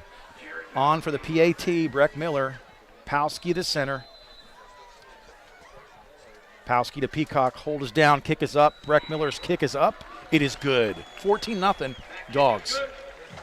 Yeah, ultimately, not a lot of things going their way in the first quarter. Then you look at the scoreboard, 14-0, 2-touchdown ball game. They're still able, on the offensive end especially, to generate drives. And you mentioned you didn't want a penalty on that drive. Well, you didn't get one, and look what happened. Another out-of-town score by Herb's Meat Market, 21-0, Selinsgrove over Central Mountain. So that, Central Mountain really struggling this year. So. Yeah, they struggled against Shamokin area. I think Shamokin beat them. What was the final score in that one? 47-28. It started that winning streak that Shamokin has had. And ultimately, the Indians have been able to go from 1-3 to 3-3. Had a great start to the ball game, but on the offensive end, just not enough production as they find themselves 2 touchdowns down. Yeah, and right now, again, we talk about the Dogs being up 14-0. Some ugly football tonight. It's a lot of penalties, but that last drive, you said it. It started with the line of scrimmage, and the Bulldogs blocked exceptionally well, getting them into the end zone. It's fundamental football. Kickoff's brought to you in part by Joe's Equipment. Cement Drive, Jersey Shore, 398-1391. So Breck Miller kicking off. Jersey Shore cannot fall asleep right now with the exceptional speed of Shamokin. Breck Miller's kick goes low line and hits and rolls, and it's going to go into the end zone. So that's a touchback in high school. There you go. Again, a good a good opportunity for your special teams to shine. Exactly. Special teams, it was really the perfect kick. If you wanted it low, you want a line drive, it was right in front of Artis Jones. It was pretty much tempting the receiver, hey, do you want to muff this? Maybe fumble it, maybe you can grab it, or do you let it go in the back of the end zone? Brilliant kick in the end. So Shamokin starting off again with not such good field position, able to flip the field at least once tonight, and the Dogs coming back out last drive discipline. This Dogs defense has been very stingy. Nye able to connect with some passing early in the first quarter, not so much recently. Twins left, twins right, Nye in the shotgun, single back to his left. Snap is back, Nye's going to look to get rid of it right away. Errant throw, very high. He airmailed that one. Yeah, look how he ends the play. He ends it on his butt once again. It's another one of those cases where he has so little time to throw, but I'm liking the play calling that Henry Hynoski is doing. Go back to what you're good at. 4 wide, quick throws over the middle, near sidelines as well. Let your receivers make the play on that occasion, though. Just a little bit too strong for the receiver to really make anything of it. I believe that was Olkowski he was intended. Yeah, Shamokin really trying to establish an identity offensively. And like you said, he 1001, he's getting rid of that football less than 2 seconds and not able to accurately set his feet. So Nye in the gun. We got twins left, twins right. Motions right to left goes pencil. Artis Jones gets the handoff and just immediately met one at the ankles, one at the top, and that was Hayden Packard on the initial shoestring along with Tate Sechrist. Yeah, Tate Sechrist was really there on the edge to just, once again, unmarked on the edge, no one blocking, and it just seems that the running game, it's you're just asking for a 2-yard loss at this point. And we talked about this. Teams that cannot establish a ground game live and die by the sword through the air, because the other thing that happens is if you're not completing passes, the clock is stopping. Mm-hmm. Exactly, and they got to start going into there because the run game, besides that one run, it's really been non-existent, hasn't it? Nye in the gun, twins to both sides. Nye's going to get rid of it up the middle. He gets away. He throws it deep, all alone. Artis Jones, that's number 1. Wisdom Artis Jones makes a nice catch, and that was all set up by getting out of the pocket and scrambling. Exactly. It's brilliantly done. This is what I saw on the tape. Brett Nye, the football guy, being able to absorb the pressure, step up into the pocket, notably, maybe shag a defender as well before firing it over the middle of the field, trusting his receiver to make the catch as well. That is Brett Nye at his finest. And Brett Nye is all fired up in the huddle. That's a big play for them. And again, we talk about flipping the field. That's exactly what just happened. So Nye able to scramble, move up in the pocket and connect with Wisdom Artis Jones. In the gun, motion right to left goes pencil. He's getting the jet sweep. He's immediately snowed in and just bringing the hammer. Tate Sechrist. I'll tell you, I don't know if I've ever seen a high school player as relentless. I thought they had the gravity switch turned off with how high he went into the air after getting hit into that one. But, wow, what a play. That was absolutely blowing up the play. I was expecting a couple more end-arounds in this game. The field a little bit more of a crown. You get a little bit of a downhill spurt if you're going to the left and right side of the field. But, yeah, no doubt on that one. That was a play blown up. Big play, big play. After the big pass connection to Wisdom Artis Jones, a great defensive play by Tate Sechrist. The Bulldogs now, it's a 2nd and 14. Shamokin in the gun is Brett Nye. Twins right, twins left. It looks like a broken play. No time, and that's another household name, number 53. Luke Springman gets a big tackle for loss. Yeah, that's a big tackle. That was a broken play. It was intended to be a handoff. All 4 receivers were just going up the field and stopping after 5 yards. So unless it was 4 curls, that was just a broken handoff in the end. Quarterback going the wrong way and gets stuffed in the backfield as a result. Shamokin tonight, it's been all about 2 big plays, a big run and a stepping up in the pocket, having a big pass play. Other than that, the Bulldogs' defense has been extremely stingy. Well, the thing is, too, when you get those big plays, you have to capitalize off them. That was a 30, 40-yard pass to Artis Jones, but now you're facing a 3rd and 20 about. You got to be able to capitalize on those big plays. Nye in the gun, double twins, right to left goes Artis Jones. Snap is back, lots of pressure coming up the middle, thrown up right away. Connor Griffin. Good coverage, and again, that ball's just thrown to a spot. Yeah, the 2 13s coming together. Once again, you have to get it out early, so you have to put a high arc on it, trying to get your receiver. Never really had enough speed, did he, Ryder Olkowski, to get under it. Almost turned into an interception. Instead, it's a punt. And, once again, we mentioned the importance of special teams, and, we're going to see if the Indians can pin the Bulldogs deep here. The Bulldogs are due for a big return in the kicking game tonight. Good coverage by Shamokin on all punts. But even then, you did saw glimpses of a potential good chance. Let's see what they can do here. Hockenbrock's kick is short. And that's smart by Peacock. Peacock, I'll tell you something. He's done that a couple times this year. When opposing teams quit, that play really wasn't dead yet. It was cheeky from him, wasn't it? Just as soon as the ball starts to roll down, it's like, all right, let it go, let it be. And then he picked it up, and if it was just a quarter of a second quicker, that was a live play. Yes, for sure. Shamokin Indian did touch the football, so I assume that's why they said nope, no go. Nice try, Coop. So the Dogs right now facing 1st and 10. We talk about the field being flipped. Tough sledding right here from their own 15. Brady Jordan under center. He's hard to see at 5'8".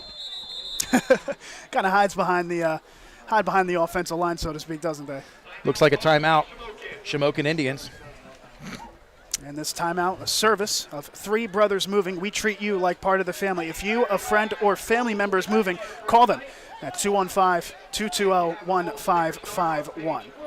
And this is a time in the game, you think ground and pound, and what I think is a double move from Cooper Peacock. They like to fake the out and go, the curl and go.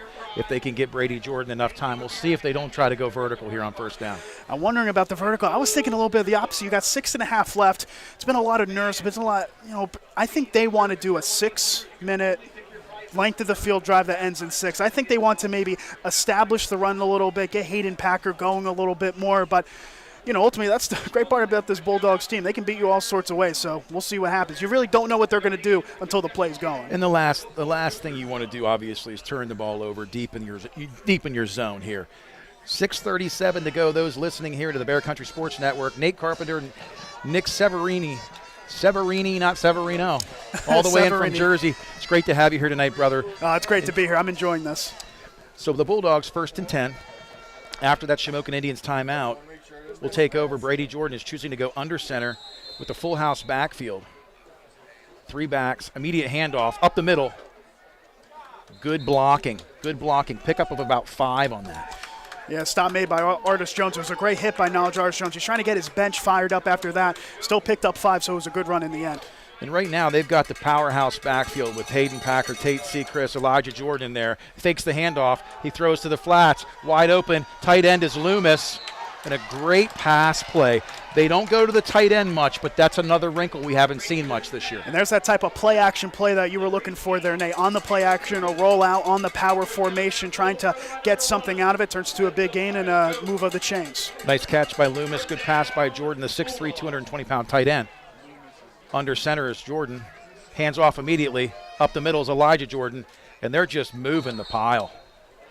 You talked about a long, sustained drive. I think get some breathing room, and we can talk about another dimension. Yeah, we'll see.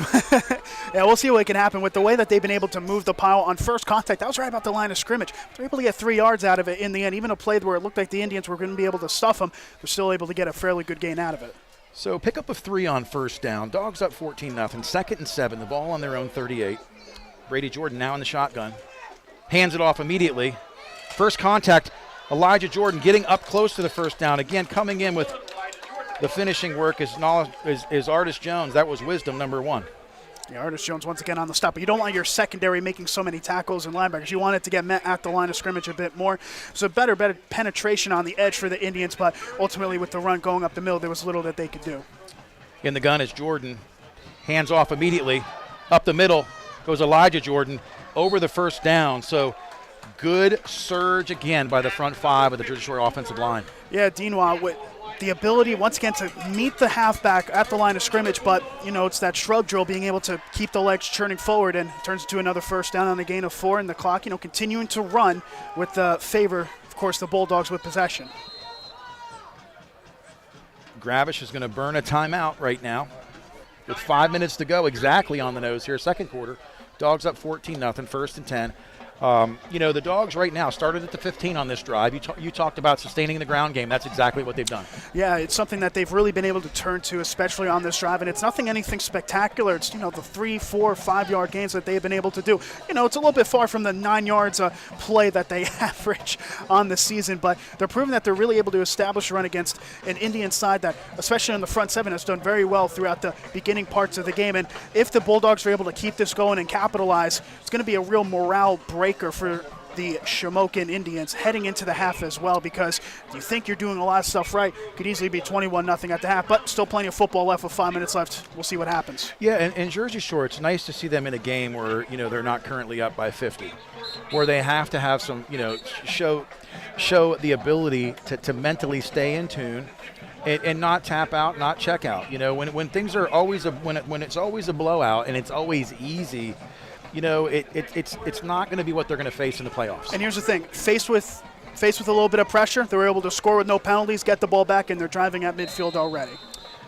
1st and 10, Jordan under center, hands off again. Elijah Jordan breaks it to the outside, makes a man miss. Low is Jones, but not until Elijah Jordan bounced that one outside tackle. It got a first down. Yeah, I'm not sure if that was the intention early on, but he saw a little bit of room, and we've got some late flags on the field. We'll see what that is, but a good run by Jordan, being able to bounce outside and find room where there was not much. Unsportsmanlike conduct on the Indians. Some jawing after the play, a little extracurricular activities after that play.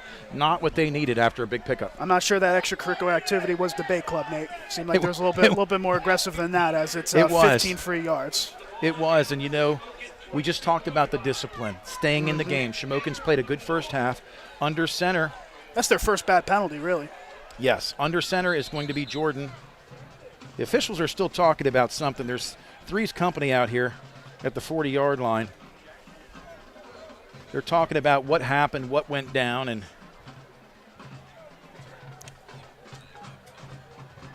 if that's a personal foul, that's probably the first one on a particular. They're probably getting the number, because I think 2 personal fouls, you're done. Yeah, well, the head official's having a word with another official, and it looks like part of it might have to do with the spot of the ball, potentially. Are they calling it offsetting penalties? It's offsetting penalties. He did the unsportsmanlike again on the Jersey Shore bench, so no 15-yard penalty. It's going to be unsportsmanlike for either side, so a warning to the 2 players. So all that, folks, listening and watching at home, 4:46 to go here. I don't understand. Well, judging by this, was there 2 unsportsmanlike penalties maybe on Jersey Shore, which caused, because I believe that was further back than what the original play was. So whatever the case may be, well, nonetheless, Jersey Shore, they do have a fresh set of downs, we believe. They do have 1st and 10, just back at their 45. 1st and 10, under center.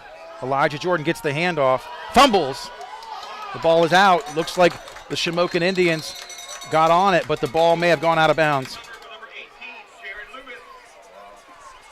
Loomis got on that football. What a break for the Bulldogs. And, I was just about to bring up the fact that we haven't seen turnovers yet on the game. I was just about to bring it up. You were wondering, that was what the Indians were looking for. They just couldn't fall on it. Brady Jordan in the gun. Hands off to Packard. Packard gets on the outside. Stiff arms a man down the sideline. Stiff arms another man. Makes another man hit. Oh, my goodness. He sent him for a biscuit that time on the stiff arm. Absolutely going the wrong way on the second time as well. Brilliantly done.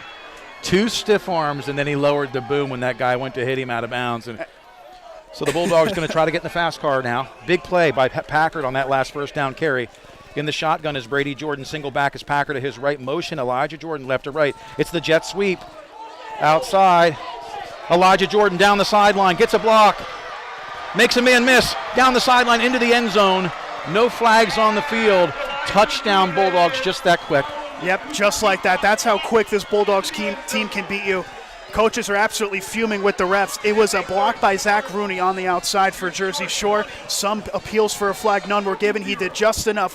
It's the unwritten rule. Everyone holds on every play. It's just a matter of whether or not it's called. Zach Rooney did just enough to not break the ref's barrier there. Yeah, and in the end, it looked more like a push than a hold, and so he got, he got away with it. You talked about that engaging a block for too long on the perimeter usually results in a hold. That time he sprung Elijah Jordan for the touchdown. Palski to Peacock. The hold is down. Breck Miller's kick is up, and it's good. And another flag on the play. This looks to be another after-the-play type of thing. As well, we'll see how that gets enforced on the kickoff. We mentioned field position being a big thing, as Well, this is what this Bulldogs team does. You go on the road, you drive an hour on a day you're off school, and they just seem to keep putting that pressure on. It never seems like they make a mistake. And for the Indians' perspective, they had that opportunity with the fumble potentially to make this a much different ball game. Could have been 14-7 at the half. Instead, it's 21-0, and you're about to get really bad field position with 4 minutes left. And you hit the nail on the head. Not being able to capitalize when you flip the field, not being able to capitalize. They went to pick that fumble up instead of just jumping on it. Exactly. And then it ends up back into possibly one of the biggest plays of the night is J-Lo. They call him J-Loom. Jaron Loomis able to get on that fumble. So then it's the Packer run. Then it's the jet sweep to pay dirt. It's beautiful. Thanks for playing. And what the Jersey Shore Bulldogs have to do right now, you talk about discipline. When teams get down against Jersey Shore, a lot of times there's a level of animosity, there's a level of mental frustration, which results in ticky-tack penalties, jawing after the play. Just play the game. There's going to be a lot of people that look at the scoreboard right now, only 21-0. I think this makes them a little bit scarier. The fact that their backs were against the wall, 1.7-0, and the fact that they were able to, despite something's not going their way, making some mistakes, they were able to take control of this game. That makes them a very scary ball club, the fact that they can also play teams close. You're right. Tonight they've had to show a little more resilience, and it's paying off. The Breck Miller kick. He kicks it deep. He's going to kick this right, and almost a field goal. So that's out of the end zone, touchback once again. Down 21-0, the Shamokin Indians. What do they have to do differently? You knew he split the uprights. Great kick there, but for Shamokin, you live and die by the sort of the pass play, right? If you can't establish the run, I think that's what you wind up having to do. Their best production have come in the passing game. That's just how it is. Besides the one big run, on the passing attempts, even if it's quick, even if they don't have a lot of time to throw, that's going to be the key to getting points on the board, because as of right now, especially in the running game, it just hasn't worked out. And as that kickoff that nearly split the uprights, brought to you by Joe's Equipment, offering sales, service, and parts. Cement Drive, Jersey Shore, 570-398-1391. Shamokin coming out. Brett and I having a decent night tonight, able to connect on a deep pass earlier in the second quarter out of a scramble. One big running play, one big pass play. That's been the night for the Shamokin Indians. They're splitting the receivers out wide again. That's what caused the big play. Nye in the gun. Throws immediately to the flats. Ooh, and Cooper Peacock smelled that one. Yeah, just nearly. There was a couple of those now that we've seen that was just a whisker away from being a potential interception the other way. And obviously it was the intended play, but making the run on the motion was wisdom. Artis Jones, I think in a foot race, Artis Jones might have been able to potentially win that sort of battle had the play been able to go another second or two longer. But that's the thing with the way the Jersey Shore has been able to build that pressure. There's not been a lot of those extended plays available for the Indians at all in this game. The secondary for Jersey Shore have been solid all year. That's Connor Griffin, Brady Jordan, Cooper Peacock, and also Dathan Tyson. In the gun is Brett Nye, twins to both sides. He's going to try to get rid of the football. There's a flag on the field. He throws the screen package to the flats. Artis Jones makes a couple guys miss. Good hard run there. And you're seeing the potential flag down far side. We'll see what that is. But you see the potential, the weapons that they have, the Artis Jones brothers, of course, being the main catalyst of them, being able to create plays, make some space. Of course, we'll see with the flags on the play how this will affect this drive. Good to see Dirk Stetz back again tonight. They call him the general. Inside of him, they've got, in his absence last week with the shoulder, they have Luke Springman. He's the admiral.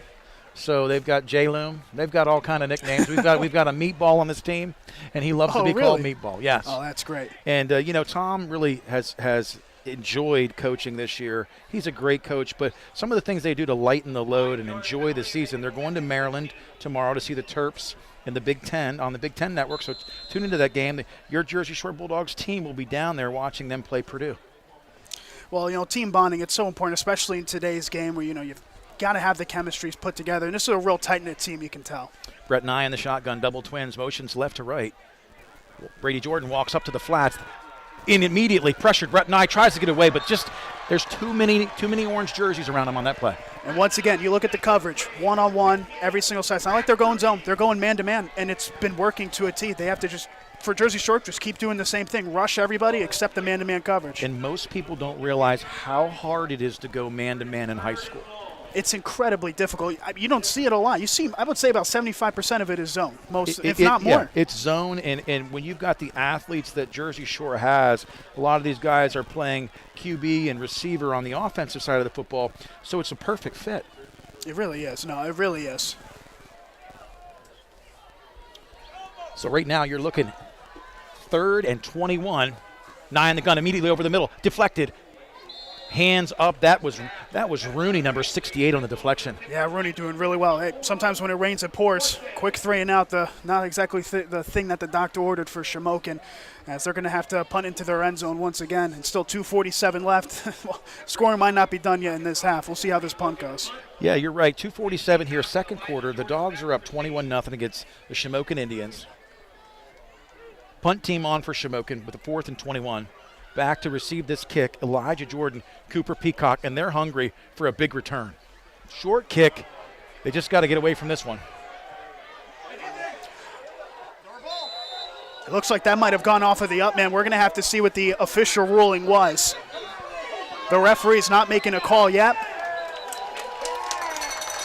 It's a good call. What I don't understand was the play wasn't dead. There was never really a whistle. The player never went down. The officials needed to be on top of that. Yeah, everything just sort of stopped once it bounced off. Obviously, the calling on the field for audio listeners at Shamokin ball after it goes off of the up man. You always, all these special teams, they have the saying, right, that you're supposed to use to get away from the ball no matter what. Just bounce in an awkward position. But this is something that the Indians must do. It's not they must do this. They need to capitalize on this drive, being able to get that lifeline. They got the lifeline they needed. They need to capitalize as they call a timeout to think it over. Rooney gets the deflection on the defensive line that comes out. It's just a tough break. Ball bounces off his helmet. So, as well as this timeout is being called, both teams in the huddle. This timeout is service of Three Brothers Moving. We treat you like part of the family. If you, a friend, or family member is moving, call them at 215-220-1551. A special thank you as well to the Wadsworth family of Lock Haven for their support of this broadcast, along with the River Valley Internet for, again, providing the bandwidth we need to bring you this broadcast. River Valley Internet, we never forget you have a choice. So really, Jersey Shore obviously had an opportunity there with great field position. Shamokin with 2.5 minutes to go. Be curious to see if they go a little more conservative here or if they go up top. Well, I got to say, I think at this point, you're given the lifeline. You got to go all out. I think if you're Shamokin, being able to get that lifeline, now it's time to turn big. Go to your guys. Look for Artis Jones, most specifically Wisdom Artis Jones, I should say, on the one-on-one route. They're playing one-on-one, and they know it at this point, just about making the connection in the end. We'll see what happens. And really what Nye needs to attempt to do on this particular series looks like a Wildcat formation. Yep, Wildcat. That's Pencil. Tries to get to the outside, nothing doing. Hayden Packard just drags him down. Just trying to show something different. I was wondering why Wisdom Artis Jones, the player who I was just saying, hey, time to go to him, why he's coming out. Not the best, call it the commentator's curse there, but coming back onto the field now. Just trying to show something different on the defensive end ultimately was the goal there for the Indians on that. Ultimately, not really working to the best of sorts, so to speak. I take it there was an incidental on the face mask. Okay, so there was a face mask. Jersey Shore's defense has been on the field here for quite a bit of time this second quarter. 2 minutes, 25 seconds and counting. Play clock down to 18. You talked about them trying to establish something different. Pencil in the Wildcat formation. Twins to the left and right. Jones to his left, gets the handoff, immediately rocked. And we talk about trying to get something new going, but it's really pretty conservative. In the end, that is what it is. I wanted them to maybe go a little bit more aggressive, put the safeties off in the end and really go for it. But, it is also first and short. They were just trying to move the chains, so to speak. But it seems like in the end they're just going to try to get into the half down 21-0, which I'm sure not a lot of people would have predicted the score to be like this as well either. Shamokin doing a lot of things well tonight, sustaining some drives, stopping the offense, the potent offense of the Bulldogs. Still in the Wildcat is Pencil. To his left, Artis Jones. Twins left and right. Motion is Artis Jones right to left. Gets the handoff on the jet sweep, gets to the outside, but nothing doing. I don't know who made that tackle, but it was a beautiful. That was Hayden Packard again, 44. Yeah, who else, right? Once again, making the stop on the far side. You like what they're trying to do, getting the weapons, the ball, and letting them work. But Artis Jones, there's really nothing they could have done in that play. Really, you expect that east and west speed for Shamokin to be there because they're athletic. But the pursuit of the Bulldogs has just been incredible. Yeah, it's been just as good, if not better. And, Jersey Shore, the sideline saying, okay, you want to play conservatively? Here's a timeout. Let's see you try to do something. That's what they're going to do here on this stoppage for sure. Well, and if I'm Jersey Shore, I'm content tonight, but I'm also saying to myself, we left some points on the field. Absolutely. So Gravish here, up 21-0. If they can stop Shamokin here and have an opportunity for a couple shots at the end zone, they're going to take it. For sure, especially with the punting and the ability for the Bulldogs to return. You want them to get to the special teams level. So it's going to be 3rd and 4. It's like a long 4, but ball on the 33-yard line. They're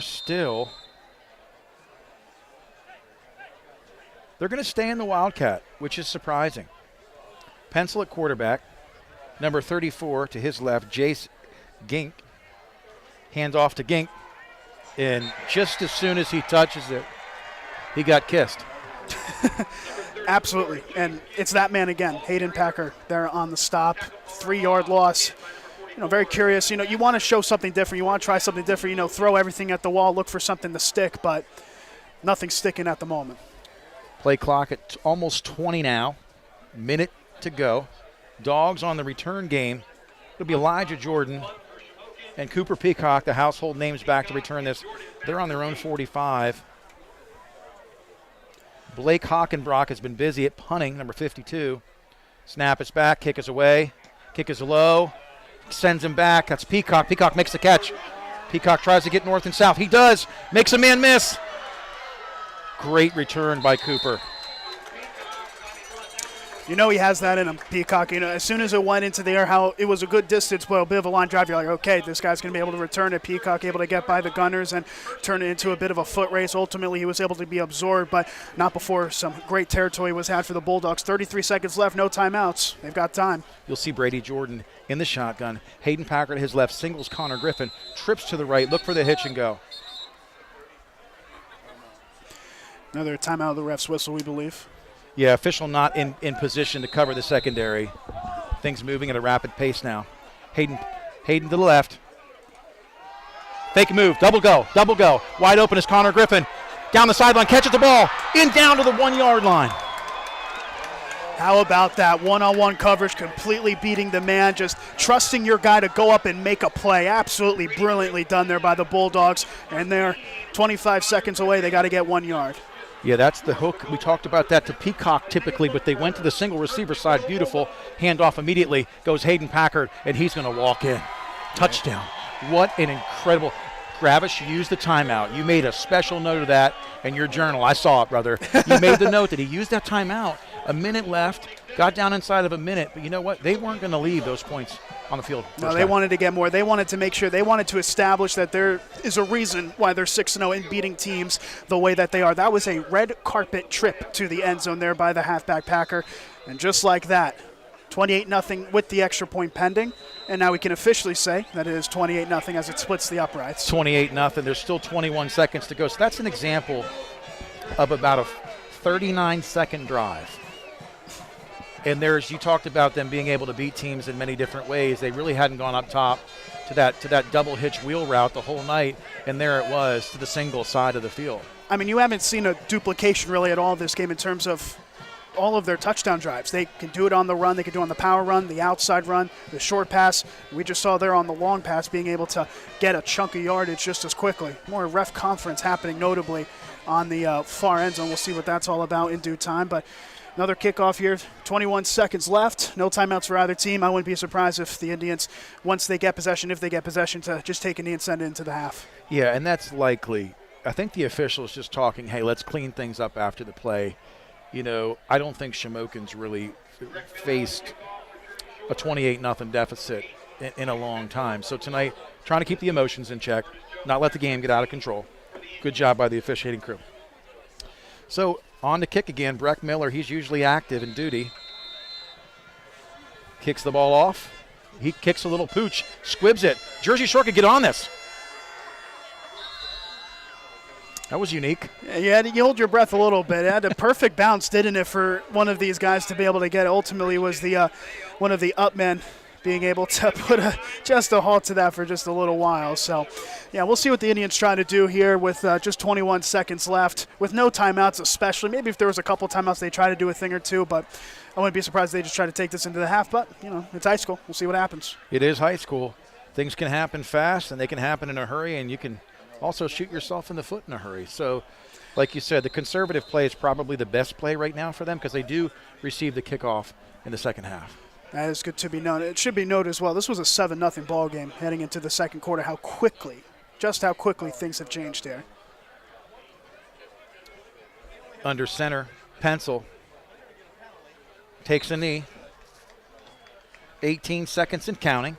Clock ticks down. They're going to be okay going into the half, down 28-0. It's been an exciting first half. We're going to come back with some out-of-town scores and some stats and some things. Talk about what we saw, what you saw, and where we're headed in the third and fourth quarter. Listen, it's been great being a part of this broadcast tonight. You're listening to Jersey Shore High School football on the Bear Country Sports Network. By now, you know that sound. It's the sound of the Home Depot.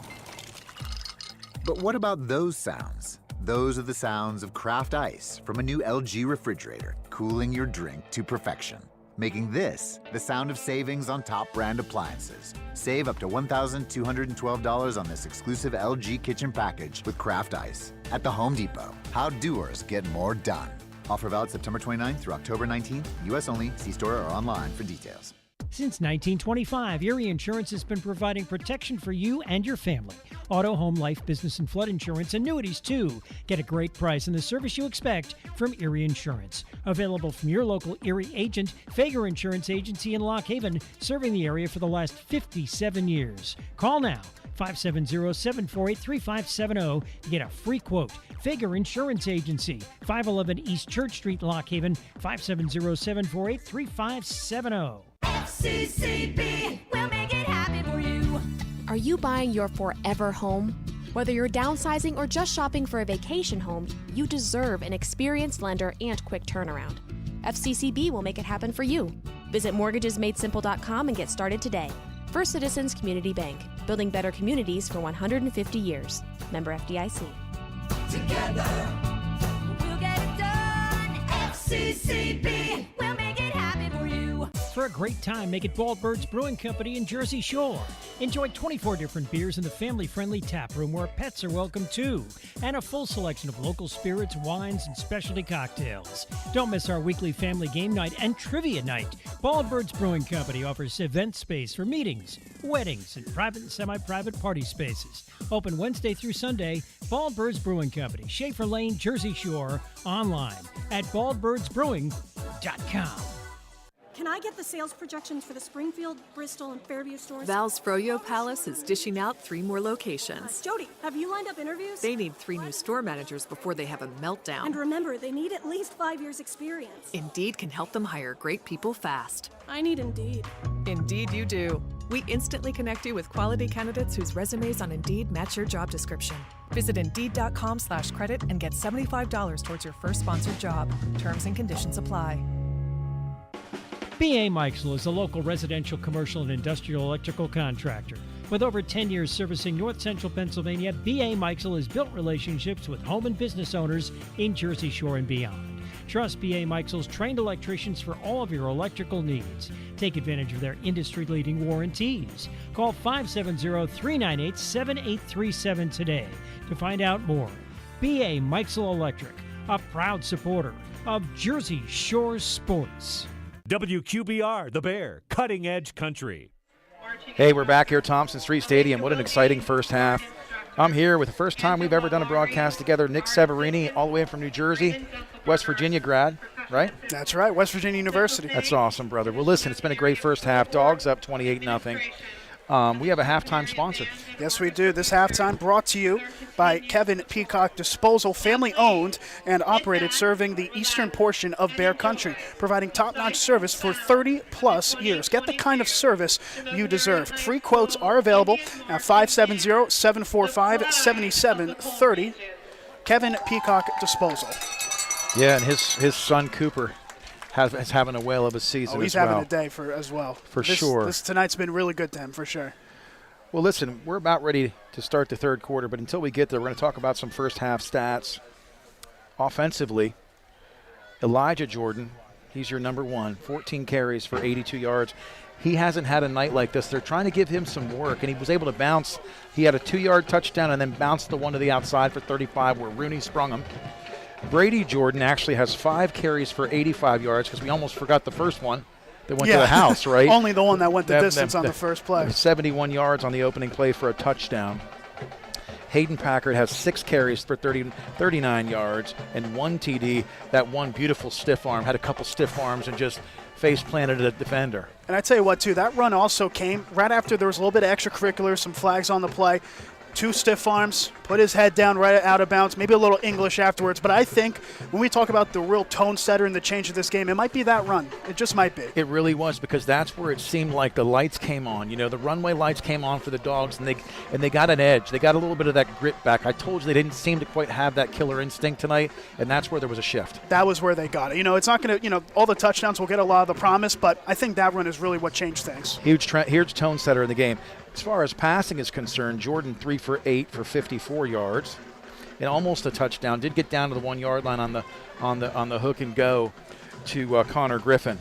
So receiving, Peacock has 4, and I take that back. Peacock has a catch for 4. Griffin has the 35-yarder, and Loomis had the nice tight end dump outside to the opposing team's side, which was great. So defensively, man, there's been a lot of activity in the backfield. You know, so Dathan Tyson, a couple tackles, solo, 2 assists. Tate Sechrist again tonight, 1 assist, but my goodness, 6 tackles, a half sack, and 2 sacks. So he's got 2.5 sacks and 5 tackles for loss. So you start to see numbers like that from one player. You start realizing that's a special type of performance that he's having in the first half alone. It's 2.5 sacks, 5 tackles for loss. Hayden Packard as well, 2 assists, 5 tackles, 2 tackles for loss. Springman, 2 tackles for loss. Rooney, 3 tackles for loss. I mean, wow. Look at the tackles for loss. That's the big thing. It's all on those running plays as well, not just sacks, tackles for loss. They've not been able to generate much. The Indians, they got a good first run of the ball game. That was done by Wisdom Artist Jones, near side counter, able to get about 20 on it. Really well done. But since then, I can't think of a running play where they even got positive yardage. So let's add up the sacks. 5 sacks and 5, 7, 9, 13 tackles for loss. How are you going to win a ball game that way? You're not. You're just not going to be able to. That's one half. That's one half of football. So also, talk about scoring plays. You know, Jersey Shore did have to punt a couple times tonight, but in the first half, we scored 28 points on 10 minutes and 22 seconds time of possession. Last week, it was 65 points against Executive Charter in 9 minutes time of possession. That's just crazy. Yeah, so Shamokin was able to at least move the chains a few times tonight. So that being said, again, it's the half right now, and the clock's ticking. Teams will be back out here. Shamokin band on the field. They're excellent. Halftime again brought to you by Kevin Peacock Disposal, family-owned, operated, serving the eastern portion of the Bear Country, providing top-notch service for 30-plus years. Get the kind of service you deserve. Free quotes available. 570-745-7730, Kevin Peacock Disposal. Well, listen, Vince, I want to give a shout-out to our team tonight. As always, it's great working with Vince on the camera, Vince Swartz. My dad, Jim Carpenter's in here on stats, time of possession tonight. Coach Davis is also on stats, and just have a really strong, supportive family. And it's great to have you come in tonight, man, and just be a part of the Jersey Shore tradition, and it's a lot of fun. You know, we don't take ourselves too seriously. We enjoy the Friday night lights. And what's your experience been like so far? Well, it means a lot, Nate, first and foremost. You know, I've done a lot of football, West Virginia, for state of West Virginia. I did some District 11 football as well in Pennsylvania. This type of atmosphere, I mean, it's about as good as it gets. You know, in the press booth, you know, everyone's always friendly with one another. The guys, you know, behind the scenes, the statisticians, you know, everyone getting the job done, so to speak, putting out a great broadcast. And, you know, it's indicative of what we see on the field as well. A lot of camaraderie, a lot of teamwork, and, you know, it's great to be out here tonight, and really looking forward to see what this second half has to bring as well. Yeah, in the second half, you know, there hasn't been a game this year, maybe one out of the first 6 weeks, where our starters got some reps. So every third quarter, it's been the second, third, and fourth tier players getting. So I would assume we'll keep our starters in to start the second half, get some reps, maybe be able to actually work on some wrinkles that they haven't been able to. Because there are some wrinkles to be worked on, especially early on, especially with the running game. I would say they really struggled to establish the run early on. I mentioned how big that run by Hayden Packer really was on the near side to really get things going. But I'm curious to see what else they can do, because they were able to beat Shamokin on some of these drives offensively in very unique ways. Now, defensively, they've been a stout. I wouldn't be surprised if we start seeing some of those subs to come in on the defensive end. But offensively, I think they're going to try a little bit some more things out here against this Indians team. For sure. Well, listen, that's a breakdown of stats defensively and offensively here at home tonight for your Jersey Shore Bulldogs. We're going to take a commercial break. You're listening to Jersey Shore High School football on the Bear Country Sports Network. Angie's List you know and trust is now Angie, and we're so much more than just a list. We still connect you with top local pros and show you ratings and reviews, but now we also let you compare upfront prices on hundreds of projects and book a service instantly. We can even handle the rest of your project from start to finish. So remember, Angie's List is now Angie, and we're here to get your job done right. Get started at Angie.com. That's ANGI, or download the app today. Want to sell a house? Want to buy a house? Then call the Dave Winkleman team at Anchor Realty in Lock Haven. Dave's a graduate of Jersey Shore High School. He and his wife Jan live in South Avis, the parents of 7 children. So you know the Dave Winkleman team is motivated to market your home and find you a new one. 570-858-0777. Ask Dave how he can guarantee your home will sell within 90 days. The Dave Winkleman team at Anchor Realty, 57 Belfont Avenue in Lock Haven, ready to serve you. 570-858-0777. Mr. Clean, Mr. Clean. Of course I use Mr. Clean Magic Eraser to clean tough messes off my stovetop and bathtub. But then I discovered I can also use it to easily clean my patio furniture and even my shoes. I'm hooked. And when wipes won't cut it, I use Magic Eraser Sheets. They're thin and flexible erasers, perfect for everyday messes, like gunk on my counters and sinks. They really are magical. The reviews are in. Mr. Clean Magic Eraser and Sheets make cleaning look easy. Visit the Twilight Diner in Loganton, where tasty, fresh-made food is available when you want it. Breakfast, lunch, and dinner. Choose a burger, homemade pizza, stromboli, their famous mountain sandwich, or anything on their menu. See it on their Facebook page. Now home of the Loganton area's only beer cave. The Twilight Diner, 603 North Mill Street, just off the Loganton exit of Interstate 80. 570-725-3911 for takeout. The Twilight Diner in Loganton. Have you wanted to speak a new language but thought it'd be too difficult or take too much time? Then try Babbel. In just 15 minutes a day, Babbel teaches you conversations that you will actually use. With 14 languages and lesson topics like travel, business, relationships, and more, you'll learn what matters most to you. Babbel. Language for life.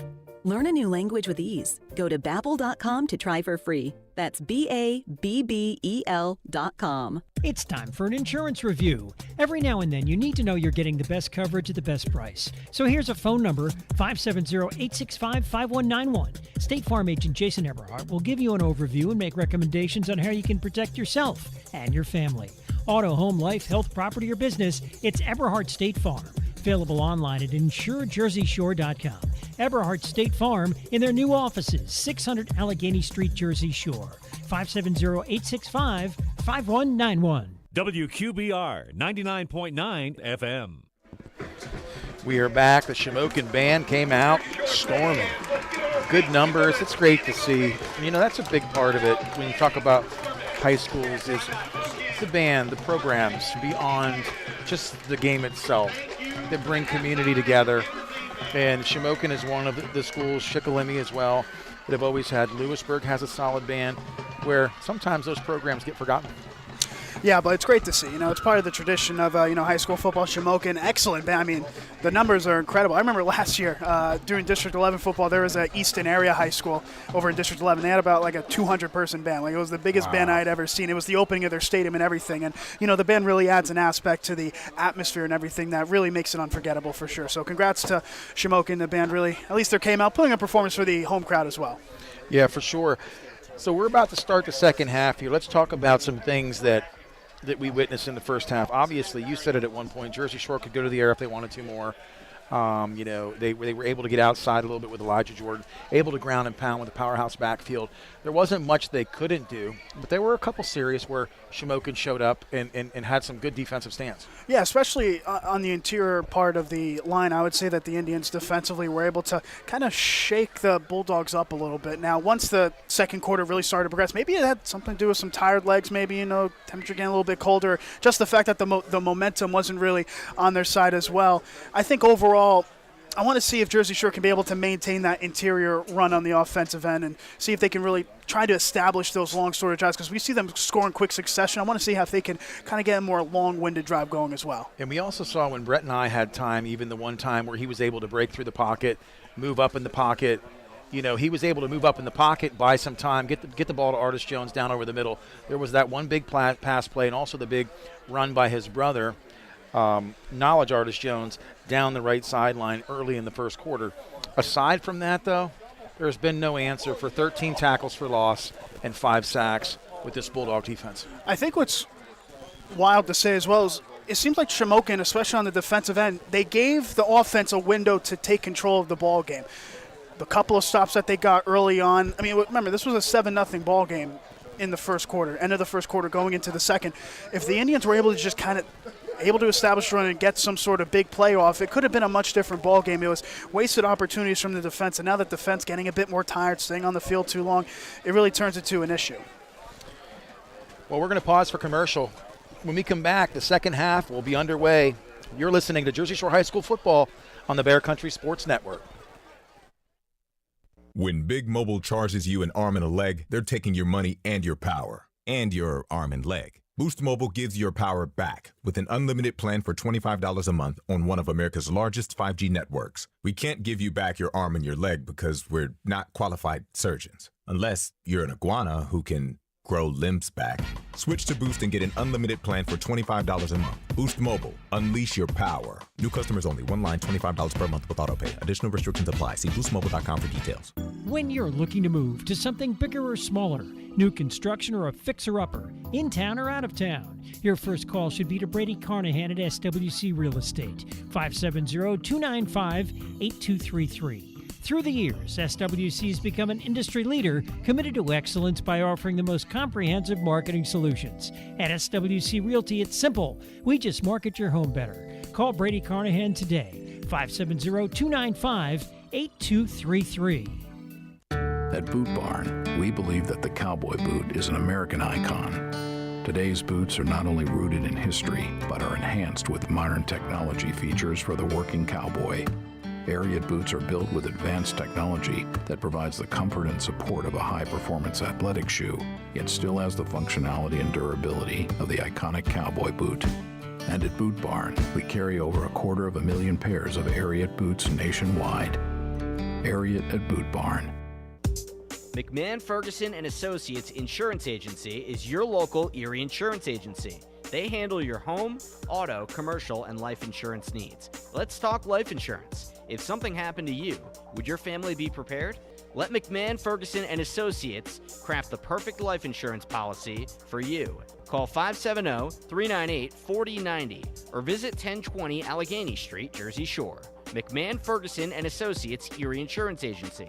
My name is Rose, and I've been driving a school bus for 25 years for Susquehanna Transit Company. Susquehanna Transit is family-owned and operated. If you can drive a car, you can drive a school bus. The hours and pay are great, with many opportunities to earn even more money. So come meet the staff and trainers and be a part of a great family. Call 570-753-5125.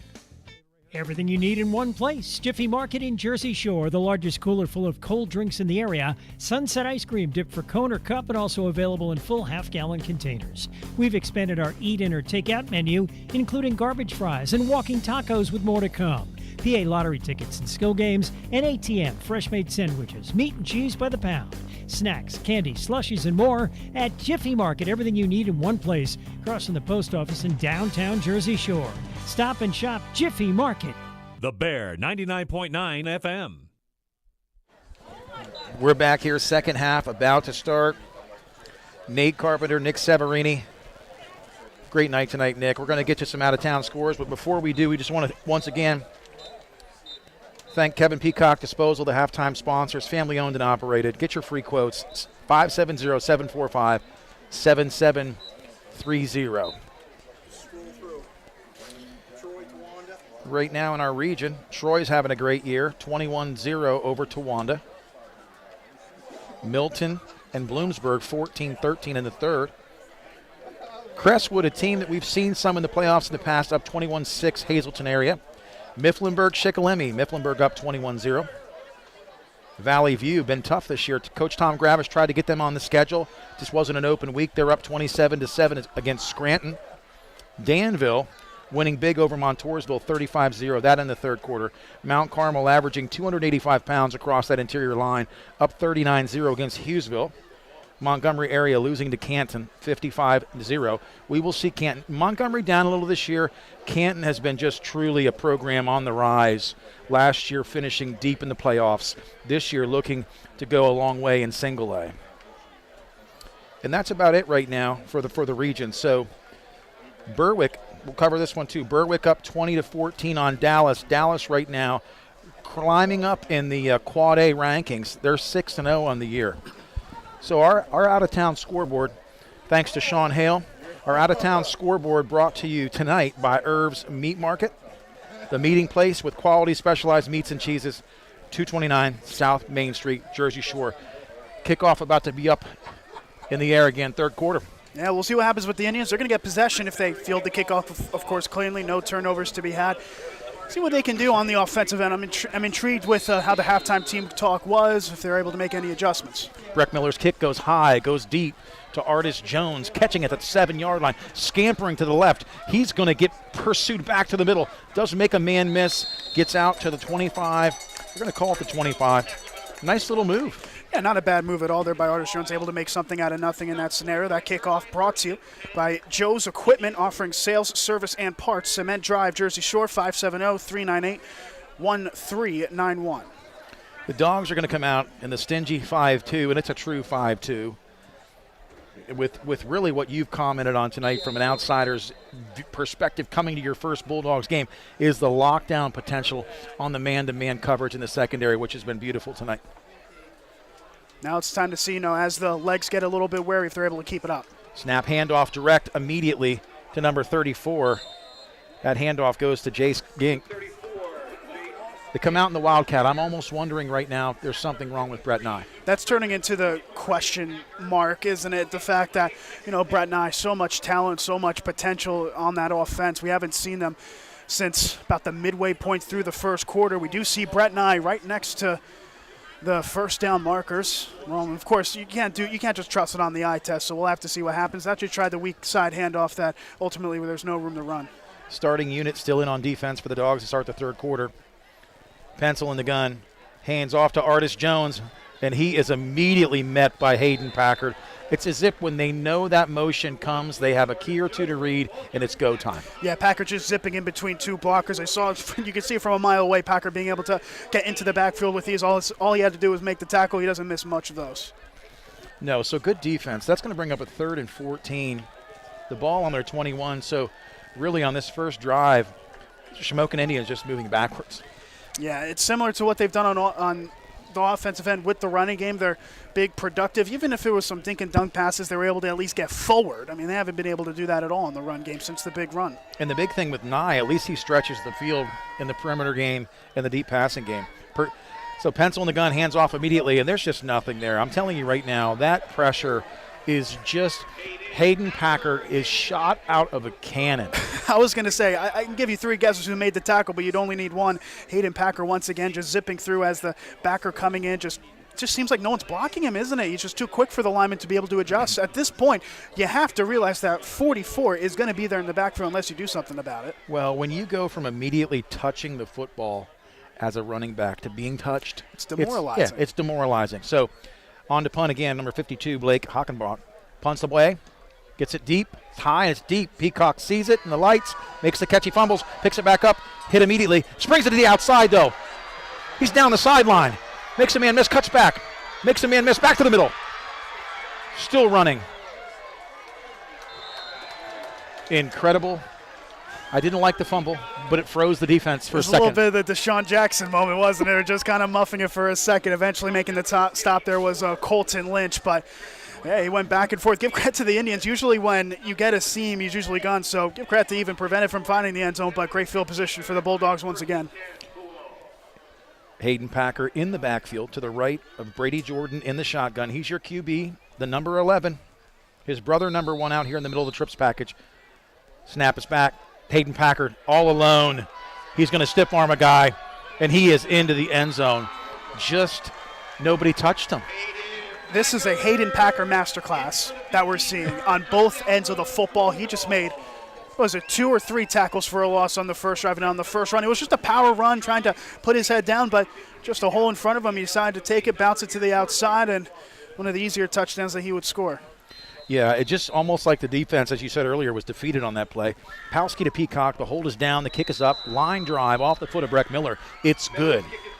9:27 to go, just that quick, the Dogs on the board again. Yeah, and they didn't start with the ball either. It only took until 9:27 left in the third to be able to get their first score of the second half, and that's got to be his second rushing touchdown, if I'm correct, right, from Hayden Packer, being able to find the cross the plane for the second time. And, yeah, just a master class from him. You know, we'll wait for our player of the game until – once the game ends into our post game, but he's got to be one of the candidates for sure. I was thinking about this too. You come out, you talk about receiving the kickoff in the second half. Obviously, one of two things. Nye is a little banged up, or they're like, hey, we're going to rest him and we're going to make sure he's healthy for the next week or two. Your guy's getting hit a lot in the backfield. That's a big thing. You wonder where the backup quarterback maybe is. Maybe they're just trying something new, but that is a good point to bring up, the fact that this dude is winding up on his back nearly every single We talked play. about that. 5 sacks, 13 tackles for loss. I don't care how big you are. He's a stout kid, 6'2", 215, but he had a lot of time on his back, as you said. Kick off the foot of Breck Miller, deep to Artis Jones. He comes a little, and he makes a break.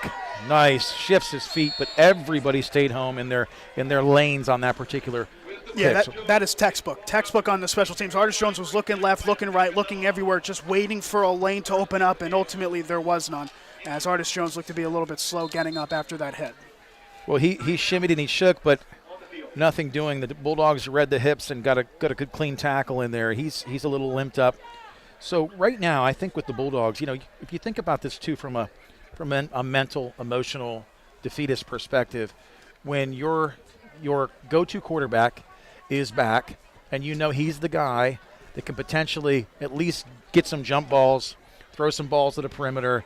Now you take an offense that struggled to run the football, even being two-dimensional, and now you're one-dimensional. Yeah, I mean, you need all things to be squared away. Everything needs to work out and connect to go on the road and be able to get some sort of victory. Now you're down 35-0 after being down 7-0 after one. They showed a glimpse. They had a bit of hope, but you're not going to be able to win football games if you can't produce on the offensive end. And, the running game was never really there.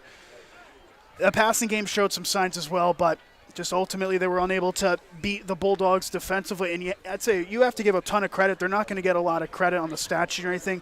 That Bulldogs secondary on man-to-man coverage has been phenomenal because there really has not been a lot of guys to pass to. Even with blitzing that many guys, no one has really been open. Even that pass attempt to find Winston Artis Jones, who's able to be helped off the field as we speak, that was still some tight coverage. It turned into the perfect throw. So ultimately you have to give credit. Just a couple weeks ago, we had Mifflinburg, and Peacock had 2 pick sixes to the house. So they play well in the vertical game, but they also are able to come up and just really bring the protection on the running game.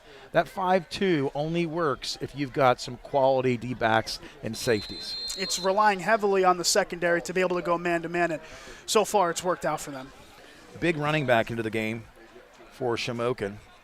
Quarterback, I believe, is still pencil in the gun. Hands the ball off to the 9th grader. Fumble. Immediately on it is number 33. That's another Sechrist, Stone Sechrist. That ball was like a rolling stone, and Stone picked it up. I don't know what he's doing right now, but a little somersault, a little showboating. Clean it up, guys.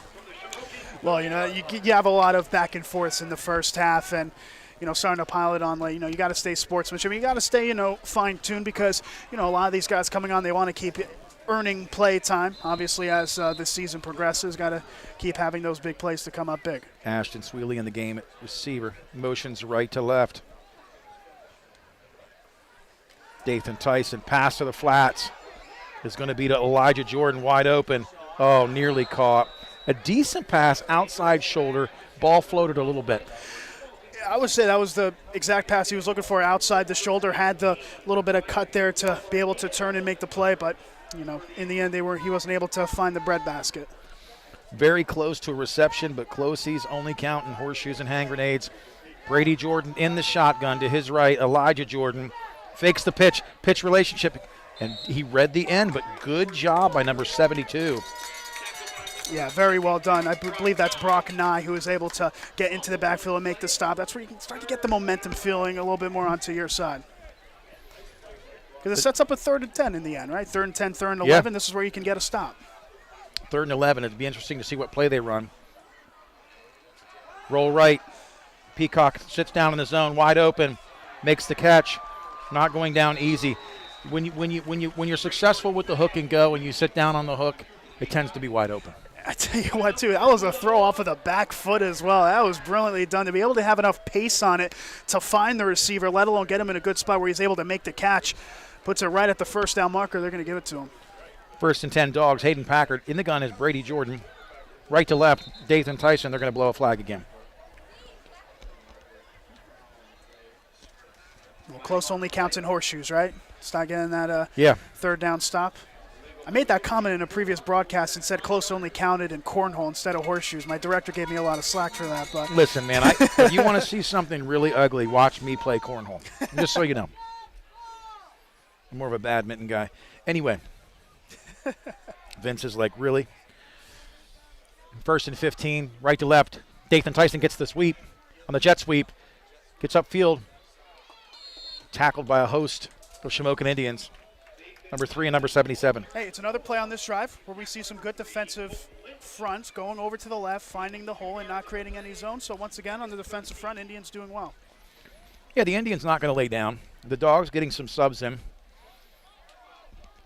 Twins left, twins right. Jordan in the gun. Hands off to Packard. No, he fakes it, keeps it around the right edge. They're going to throw a flag. They got Rooney that time.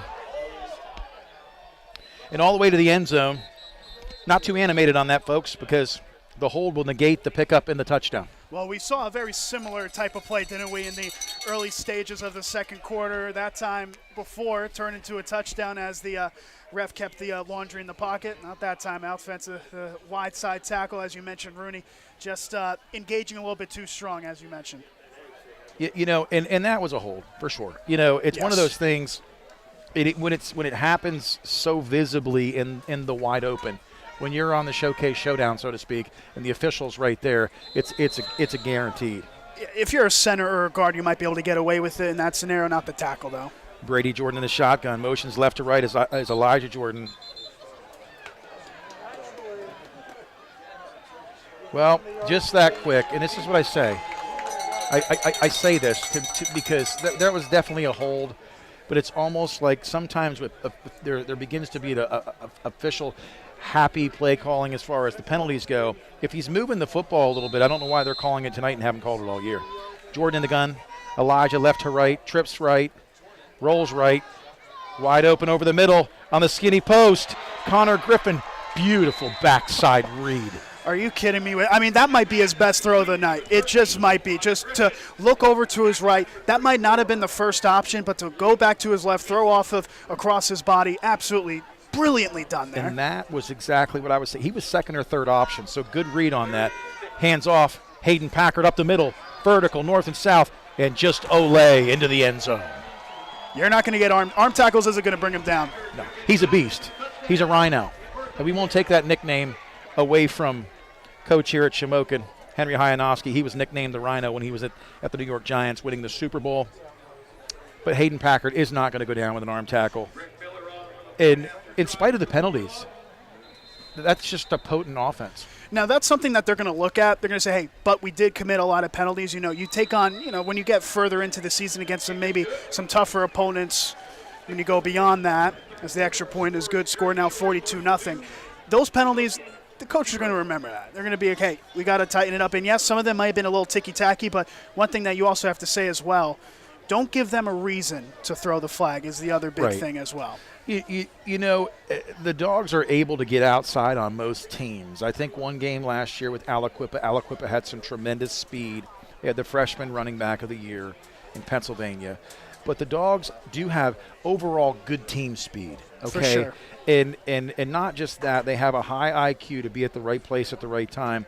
They're going to clean that up. Last week, executive charter, very few penalties. The week before, they had too many. This week, they're kind of back. They've got to get out of the every other game penalty mindset. Yeah, and you mentioned the speed. I mean, Hayden Packer's supposed to be right the shoulder down, the power back, and he just ran circles around the defense that time. So, yeah, speed all around for sure. Breck Miller busy on the kicking duties tonight, kicking off. 6:06 to go in the third quarter. Dogs up 42-0. Breck Miller's boot is high and deep. Number 3 back. He's tall, he's shifty. 400-meter champion. They try to get something going, and he just goes backwards. Oof. And you're cringing a little bit. It wasn't exactly cradling the football at the end there. It was looking a little dangerous. Luckily for the Indians' perspective, he's able to keep it in play. That kickoff, I should say, brought to you by Joe's Equipment, offering sales, service, and parts. Cement Drive and the Jersey Shore, 570-398-1391. Absolutely. Good night here. Beautiful weather, man. A little crisp fall chill in the air. The Dogs are out. It was a pink out tonight. Cancer awareness. And the faithful still here rooting us on. Sweet spot in terms of the weather, right? Not too chilly, right? Feels like a perfect fall day. It's a beautiful day to be a Bulldog. As Coach Tom Gravish would say, it's a great day to be a Bulldog. Tradition never graduates. The Dogs sprinkling in a couple of players, but for the most part, starters still on the field. 9 not in the game at quarterback. Pencil in the game. He hands off to the freshman tailback, who did have a touchdown last week, going nowhere. It's the same old, right? Not much analysis really needed. This new power back coming into the ball game, however, he hasn't really been – he's been able to stick his head down a little bit and get a couple extra yards, though. So I'm interested to see how the Bulldogs were able to respond. A new halfback who's not able to go down quite as easily, I would say. He's a big body, and he looks like an athlete, and he honestly looks like Herschel Walker. He when he walked on the field tonight, you made that comment as soon as he walked onto the field as well. So in the gun, Shamokin, 2nd and 9, motions left to right, jet sweep. He nearly broke away, but the cleanup by 56. Slate Seacrest. Now, they're not all brothers, but they are Seacrest. Yeah, Slate Secret. You're just about to say, hey, that's a good running play, able to get a couple, maybe bounce it in, and then Slate Seacrest making amends fairly quickly, you would have to say on that one. That was one where you kind of hold your breath a little bit. It was 2nd and 9. It's 3rd and 8. What looked like a 4 or 5 yard scamper and maybe some daylight closed quickly. Yeah, the sun set a little bit quicker than we all would have thought that time. So in the gun, it's Ben Pencil. Single back to his right. Twins left. Hands off immediately up the middle. Good run down the sideline. And that's Artis Jones. Again, that's knowledge Artis Jones, and he's a little gimpy. He did really well that time. I don't believe that was what the run was. It wasn't intended to be a counter. Didn't like what he saw to the left. Able to bounce it over to the right side, the weak side, make a couple guys, I should say, miss. Turns into a good game, but not enough to warrant the first down as the punt team up. That was a decent run there by Artis Jones. It was, and he showed his athleticism and how he can be explosive on any given week. 42-0, 3.5 to go. 4th and 4. Shamokin looking to punt.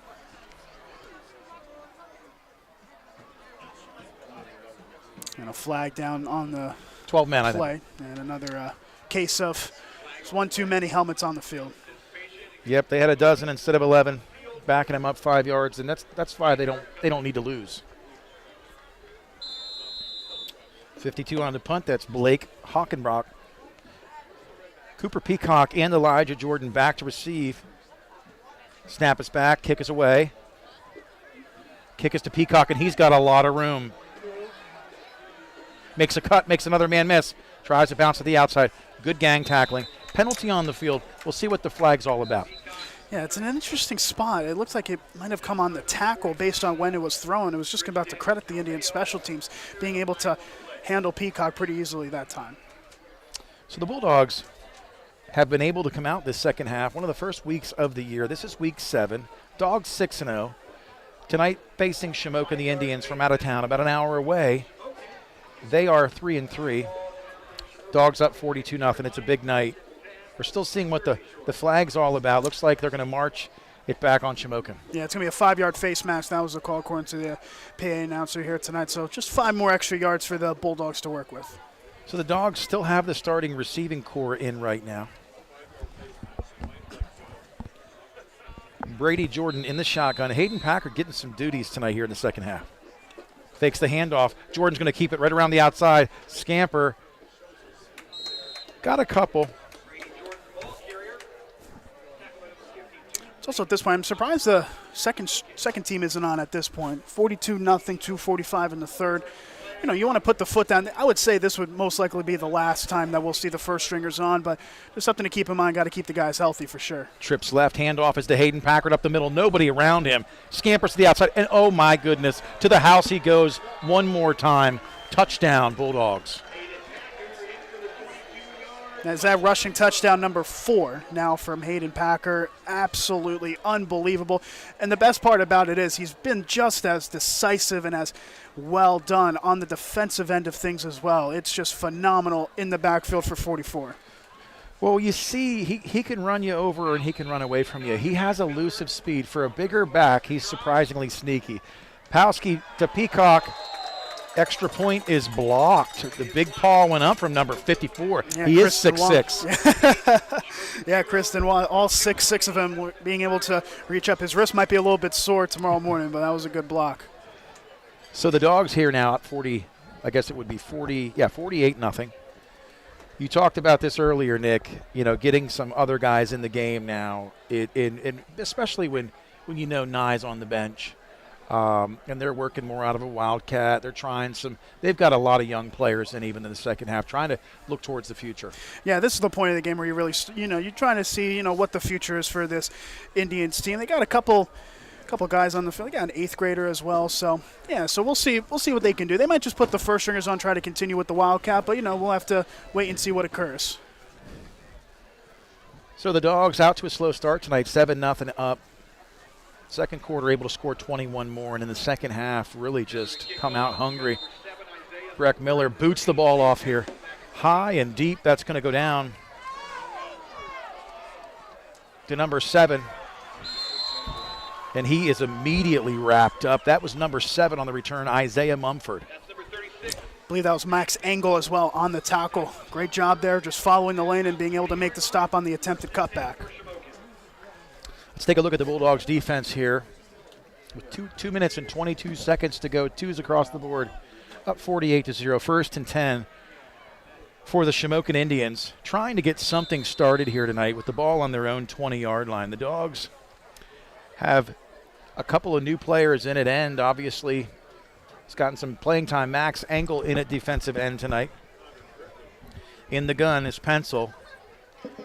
Immediate handoff to Artis Jones, and it's nothing but a wall of Jersey Shore tacklers. Yeah, I mean, it's just domination in the front 7. There's really nowhere else to really describe it. Just wherever Artis Jones goes, there's 2 or 3 orange jerseys there to follow.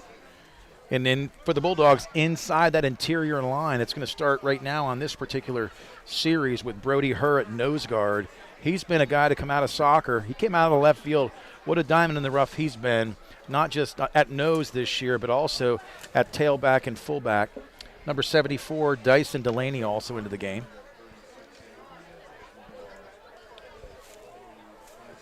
Along with 56, Slate Sechrist. In the gun is Pencil, nearly drops the snap, tries to get outside, and it's just mayhem in the backfield. Yeah, Wildcat attempt to bounce it over to the left, but by the time he was able to properly structure and handle the ball cleanly, there's about 2 or 3 orange jerseys in the backfield once again, just nothing that he was really able to do to make anything of it. When we saw them go to the Wildcat with about 2 minutes to go in that first half, we kind of thought it was just a new wrinkle. Yeah. Maybe we'd see it for a series, try to get something started, generated. But when that's been the go-to offense, for the remainder of this game thus far, it's not a good sign for Shamokin. Yeah, a bit of a white flag there. Trying to not, maybe quarterback with a bit of a knock. Maybe if it was a bit closer, he'd stay in the ball game. He's still on the sidelines, but yeah, just a bit of a white flag there with the Wildcat. 3rd and 12, back to Pencil, gets the snap, and again, just a host of tacklers unable to spring that to the outside. He's tackled. So that's going to bring up 4th down. Yeah, he broke the first one in the backfield, but always a couple other guys trailing behind to easily put this drive on ice. Might see out the rest of this quarter as well with only 12 seconds left. So 4th and 16. This clock will tick down. This will be the end of the 3rd quarter. We'll go to commercial. You're listening to Jersey Shore High School football on the Bear Country Sports Network. Close to 40 years serving the Jersey Shore area community, All Round Tire, your hometown service and tire sales center. Family-owned and operated, All Round Tire features Cooper and many other tire brands, including Michelin and Firestone. Make us your first choice, not only for passenger, light truck, farm, and ag tires, but also for service, brakes, exhaust, belts, and hoses. And we offer the only vulcanized flat repairs in the area. PA State Inspection 2, open weekdays 8 till 5, Saturday till noon, All Round Tire, Cement Hollow Road, Jersey Shore. WQBR 99.9 FM. We're back here tonight. It's been a great night to be a Bulldog. Listen, 48-0 is the score to start the 4th quarter. The Bulldogs came out in the second half and had the starters in, and that's been one of the first times we've seen in weeks where they've been able to get some additional reps, and they've looked really strong. Yeah, very decisive, very strong. The first quarter was a bit more even, Steven, but they really flexed their muscles a bit, especially in this second half with Brett Nye not coming into the game at quarterback since. It's really been domination, a masterclass at the behest of Jersey Shore. Very well done for them and very deserved, expected victory with 12 minutes to go, up 48-0. Shamokin punts. Peacock gets the punt. He fumbles the snap. He fumbles the punt. Tries to get outside, makes a man miss, and he's down the sideline, cuts back, jumps over a man, still running, and there's another flag on the play. Well, it was the second to Sean Jackson type of play there for Peacock, muffing it a little bit. That's something to keep in mind as the season progresses. Still able to make it a really good gain, but we'll see what the flag is on the play. Looked to have come on the tackle, but we'll see for sure now. Looks like they're going to march the Dogs back. We'll see if, in fact, that is the case. Like you talked about, Cooper's got to clean up those fumbles. That works when you've got lots of green in front of you, but if you get really solid opponents and you muff that ball like that, it's going to be a turnover at some All point. it takes is a gunner to get by the man blocking, and you've got a turnover on your hands. So right now, you're about to see and be introduced to Mr. Tate Sechrist, now playing at running back. So defensive end to running back, we've seen him all year long. Brady Jordan under center. Peacock out, split out to the right. Connor Griffin to the left. Immediate handoff is to Tate Sechrist up the middle, and he does not go down easy, dragging people. Another flag.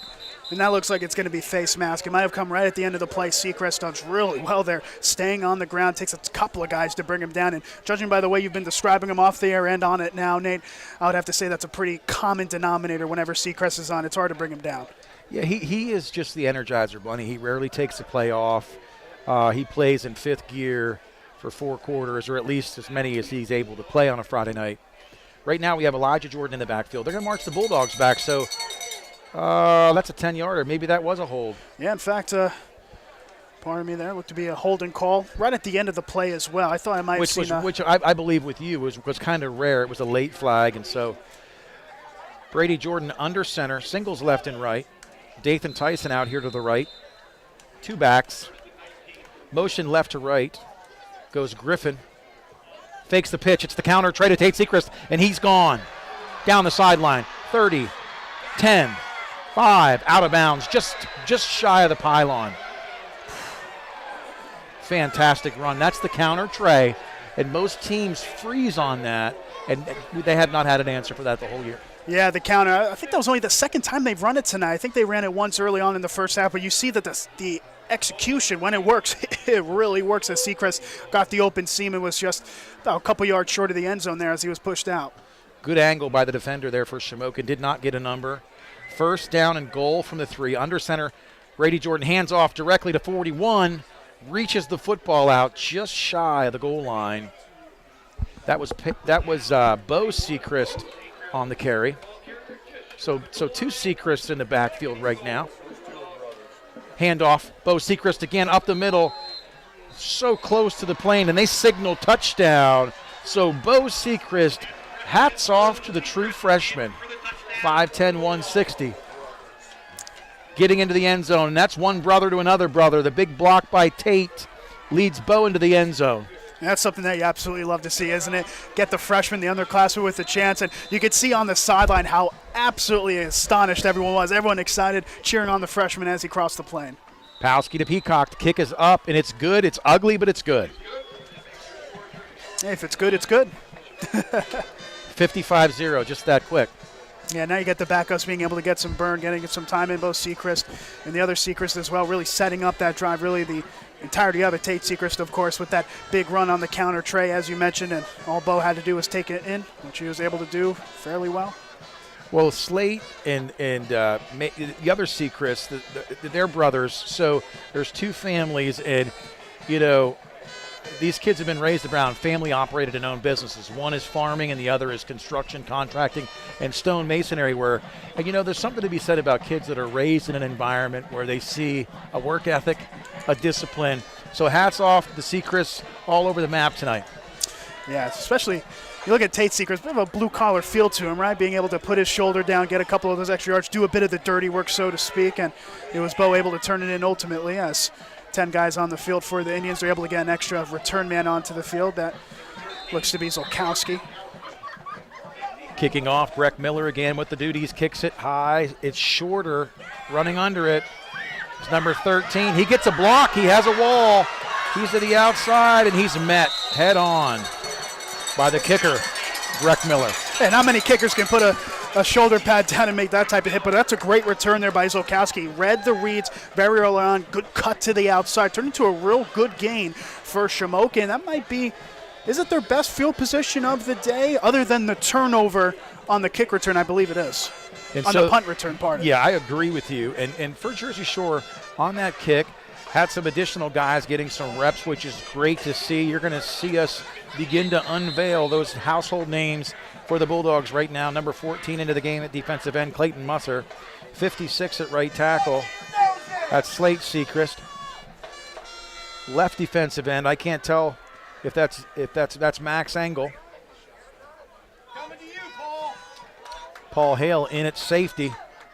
Number 3 snaps back, hands off immediately to number 49. Gets to the outside. He's not going to go down with an arm tackle. That's why he had a touchdown last week. So a good run by number 49. Yeah, good hard running that, isn't it? We don't, unfortunately, on our football roster, may have been a different change, a jersey change prior to the pregame. We don't have, unfortunately, a name for it, but he's had some hard running in the second half. A couple good runs, especially that time as it's a first down. Shamokin driving, 1st and 10, just across into Bulldog territory on the 46th in the gun. Hands off again to the big tailback, the bruising tailback. Flag on the play. That's going to be a hold. 17. Let's stop for a minute. And obviously we have some jersey number issues. 17 in at quarterback, and we don't have a number or a name for him as well. Preston Beatty into the game for the Bulldogs. They're going to march this one back. Just want to give confirmation, by the way, it was Zakeem Clinton. That is the halfback, number 49. That has been having a fairly great evening, especially in the second half, coming off the bench, so to speak. And he's had a fairly good effort, you have to say, Clinton has. Yeah, Clinton runs hard. Again, big touchdown last week. And we need a number on 17, the quarterback for Shamokin as well. Into the gun is 17. He's got Zakeem Clinton to his left, the big bruising freshman tailback. Gets the handoff. He waits. He's patient. He gets to the outside. He's going to try to outrun Elijah Jordan, and Jordan brings him down. Quarterback is Keegan Gallagher. Yeah, so Keegan Gallagher and Zakeem Clinton, both doing very well in this drive, being able to establish something, ultimately turns into consolation. But when you have the bench players on the field, of course, Nate, I'm sure you know that when you're able to get that sort of momentum going, it means a lot for the future of the program as well, to be able to get some good touches in. Absolutely. So hats off to Keegan Gallagher, who's currently in the shotgun, and to his right is the household name Zakeem Clinton. Gets another carry between the tackles, but this time Jersey Shore and Brody Herr is immediately ready for this hit. It's very impressive as well. He was met by 2 defenders in the backfield, but he still had the wherewithal to fall forward and turn it into maybe a loss of a half a yard. It's a prototypical power back, isn't always able to get something out of it. Well, he's really tough when he has about 5 yards of headway. He has some speed to the outside. Elijah Jordan able to run him down, but Elijah's a burner, and Zakeem Clinton's about twice his size. So in the gun, Keegan Gallagher. Again, they're just going to hand it off to Clinton again. Clinton gets a couple rumbles, stumbles, and bumbles for a pickup of 2 or 3. We'll see what they officially call it. And good blocking that is interior offensive line by Ty Kurtz, being able to seam the hole a bit, close it into a bit of a gap for the halfback to run into. Another sizable enough gain, pickup of a couple. So it's going to be 3rd down and 8. Dogs up 55-0, 7:30 to go here in the fourth quarter. Ball on the Bulldogs 27. Shamokin looking for their first score of the night. In the shotgun, Keegan Gallagher with Clinton to his left. Gallagher's going to keep it. I'd say, well, he was thrown to the ground on that accord in the end, but on the end there by Stone Seacrest, there's a little bit of the extra. It seemed like he tried to hold back. When you're a defender, as it's going to be a penalty for unnecessary roughness, I believe, but it seemed like he was trying to hold back. But, when you're in the zone like that, you're just focused on making the tackle, and he was sort of stumbling and bumbling the quarterback. So turns will they? No, they will not. It's going to turn into an actual flag after a bit of a delay, it seems. So, great tackle. The Shamokin faithful's upset, but that really was a powder puff football type play, if you really want my honest opinion. Seacrest throws him for a loss. He doesn't know if the runner goes down. Then he tries to hold up. They throw the big 15. So it is what it is. 1st and 10, Shamokin deep in Bulldog territory. Handoff to Clinton. Clinton hit immediately. They're trying to strip him. 4 Bulldogs in on that tackle. Yeah, it creates a loud gasp on the other side of the field where we are in the commentary booth for the home faithful. They still want a goose egg. It means something to shut a team out at home, and that's what they're trying to do here. Well, and all season long, the seconds and thirds and fourth string team is one Bulldog unit, but they've played a lot of minutes. And so they're maturing. Right now, Shamokin just handing the ball off on a regular basis. It's basically deja vu every play. Number 17, the quarterback, Keegan Gallagher, has been in the shotgun this whole drive. With Zakeem Clinton, number 49, by his side. And that's going to either be a timeout. Yes, Shamokin does get a timeout. Play clock was at 00s, almost a penalty there, as this timeout, a service of 3 Brothers Moving. We treat you like part of the family. If you, a friend, or family member is moving, call them at 215-220-1551. So it's been a busy second half. This has been a long, sustained drive here for Shamokin, getting the benefit of that personal foul call. Deep inside Bulldog territory, down to the 15-yard line, facing a 2nd and 11 with just over 6 minutes to go here in the fourth quarter. Shamokin wants a score. And you want something to be happy about in the bus ride home. Be like, hey, at least the backups are able to pound forward and get a score. That's what they're looking at here on 2nd and long. Keegan Gallagher, quarterback in the gun, twins left, Clinton to his left. He's going to look to pass the ball, and there's nothing there. Max Engel just made his face known. Oh, that was a little extra English on that one. That was an absolute bit of stuffing that time by the edge rusher, Max Engel, just throwing him to the ground. Well, it was hello, it's nice to meet you, my name is Max. Coming off that end, it just was bang, bang. Yeah, not a lot of time for pleasantries on that exchange, I'll say that. Shamokin takes a loss on that. Now 3rd and 19, ball on the 23. Keegan Gallagher in the gun. Almost fumbles the ball, looks deep. He throws the ball deep. It's broken up by number 7. So good defense on that play by Ashton Sweely. That's going to bring up a 4th and long. Caden Parker, sophomore there, the intended receiver, 4th and long.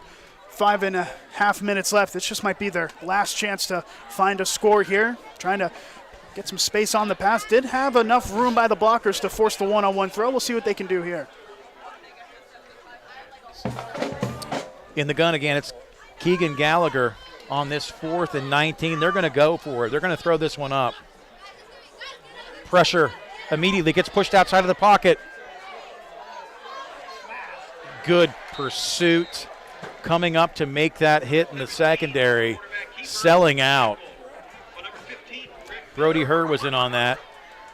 So the Bulldogs are able to get this football back on downs. Yeah, just 5 minutes left. The clock will resume on the ref's whistle at the Mercy Rowan play at 55-0. And ultimately it looks like they're going to finish this game with a shutout victory. And a very fascinating matchup early on has turned into a dominant victory for Jersey Shore.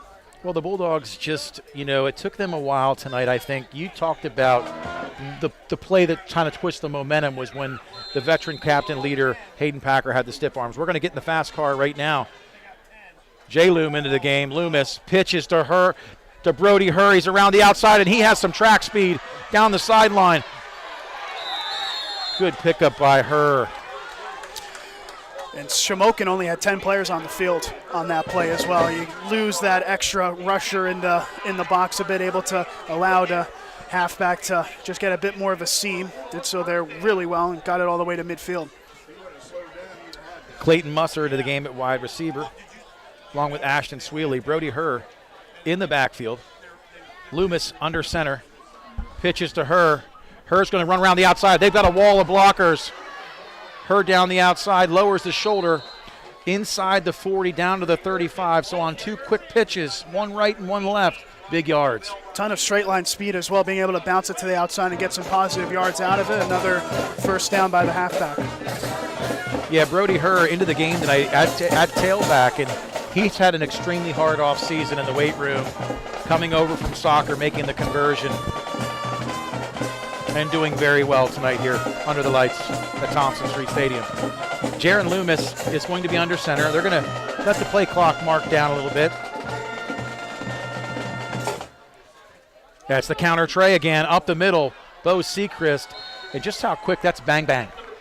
Yeah, Bo Sechrist on the counter once again on the inside. He's got some pop in his spin, doesn't he, being able to charge forward. And to think, in years past, before the culture was developed here by head coach Tom Gravish, freshmen never saw the field. And they've had 10 and 11 freshmen playing every Friday night, so that's a good thing. Certainly. Loomis under center, motion left to right, Sweely. Quick pitch again. That was to 24, Talon Malk, unable to get to the edge. Yeah, good stop on that time by the edge rusher for Shamokin. Just trying to halt the momentum a little bit on this end, not trying to get it into the 60 burger. That's 2 minutes and 40 ticks left in this game. 3rd down and 3. Ball on the 30-yard line of the Shamokin Indians. Jersey Shore driving. Jaron Loomis into the game at quarterback. 2 backs behind him. Single receivers to the right and left. Again, chewing a little bit of play clock. Not in the fast car. Counter tray again. He bounces to the outside, gets a block. Bo Sechrist down the sideline.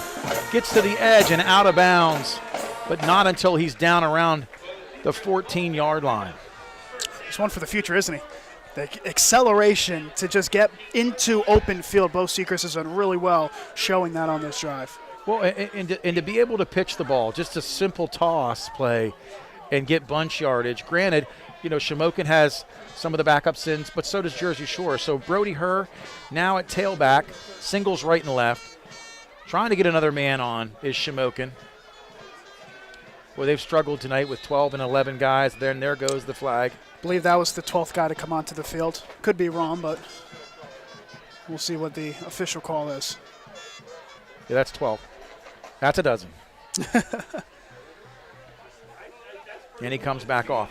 So the other thing that happens when you get down big, I've noticed, teams kind of mentally check out, and it gets really tough. Yeah, I mean it's what especially down a couple of possessions. That's when the game really started to get winding out. When mentally they just never seem to be in the game, especially in this second half. Loomis going to milk the play clock under center. 2 backs behind him. Quick pitches to Brody Herr. Brody Herr's looking to get to the end zone. He's got around the edge. Gets shoestring tackled down inside. Touchdown. They signal touchdown. Brody Herr breaks the plane. Hats off for that little extra effort at the end. It took that extra effort as well. It was a case of who wanted it more. And, Bulldogs, at this point, with the momentum that they've got, feels like they're running downhill as Herr is able to find the goal line. Great run there. So right now, 61-0, 1:15 to go. Extra man coming on for the Dogs. Palski doing a great job of long snapping this year. Peacock holding. Breck Miller on to connect with the PAT. This one's high. This one's deep. And that kick is good. So nearing the end of this game, 62-0. Jersey Shore up big. Yeah, 75 seconds left, and Jersey Shore able to get another one for the road, weren't they? Make it into the 60s. Feels a far way from when this game was 7-0 after 1, but the Bulldogs really took control in that second quarter, and they really haven't let their foot come off of the gas pedal since. No, it's been a great night, and honestly, I pinch myself every week because it's kind of like, when you get used to always eating fine dining, you forget what a cheeseburger tastes like. But I'll tell you something right now. This Bulldog team, I pinch myself because the program is at an all-time high in regard to the culture, the excellence, and even tonight off to a slow start, pitching the shutout, the goose egg, 62-0. A lot of people get used to this, and it's almost like winning is contagious, so is losing. But don't take for granted the excellence this program has. Yeah, no doubt about it. Absolutely phenomenal. I mean, I would tell you, they swapped that cheeseburger for filet mignon really quickly after that first quarter. They sure did. Kickoff is high off the boot of Breck Miller, and it's deep, and that one's going to carry into the end zone for a touchback. And what a weapon is Breck Miller. I mean, the field position, we talked about it. Shamokin able to flip the field a couple times tonight, but yeah, the Indians were never able to really catch a break. Another great kickoff, and that kickoff brought to you by Joe's Equipment, offering sales, service, and parts. Cement Drive into Jersey Shore, 570-398-1391. Up next, too, you're going to see we're going to have a player of the game out, and the band is so loud right now, I'm having a hard time thinking. They're excellent. But great band. In the gun, Keegan Gallagher, hands off to 49. That's Clinton. Clinton up the middle and just trying to drag tacklers.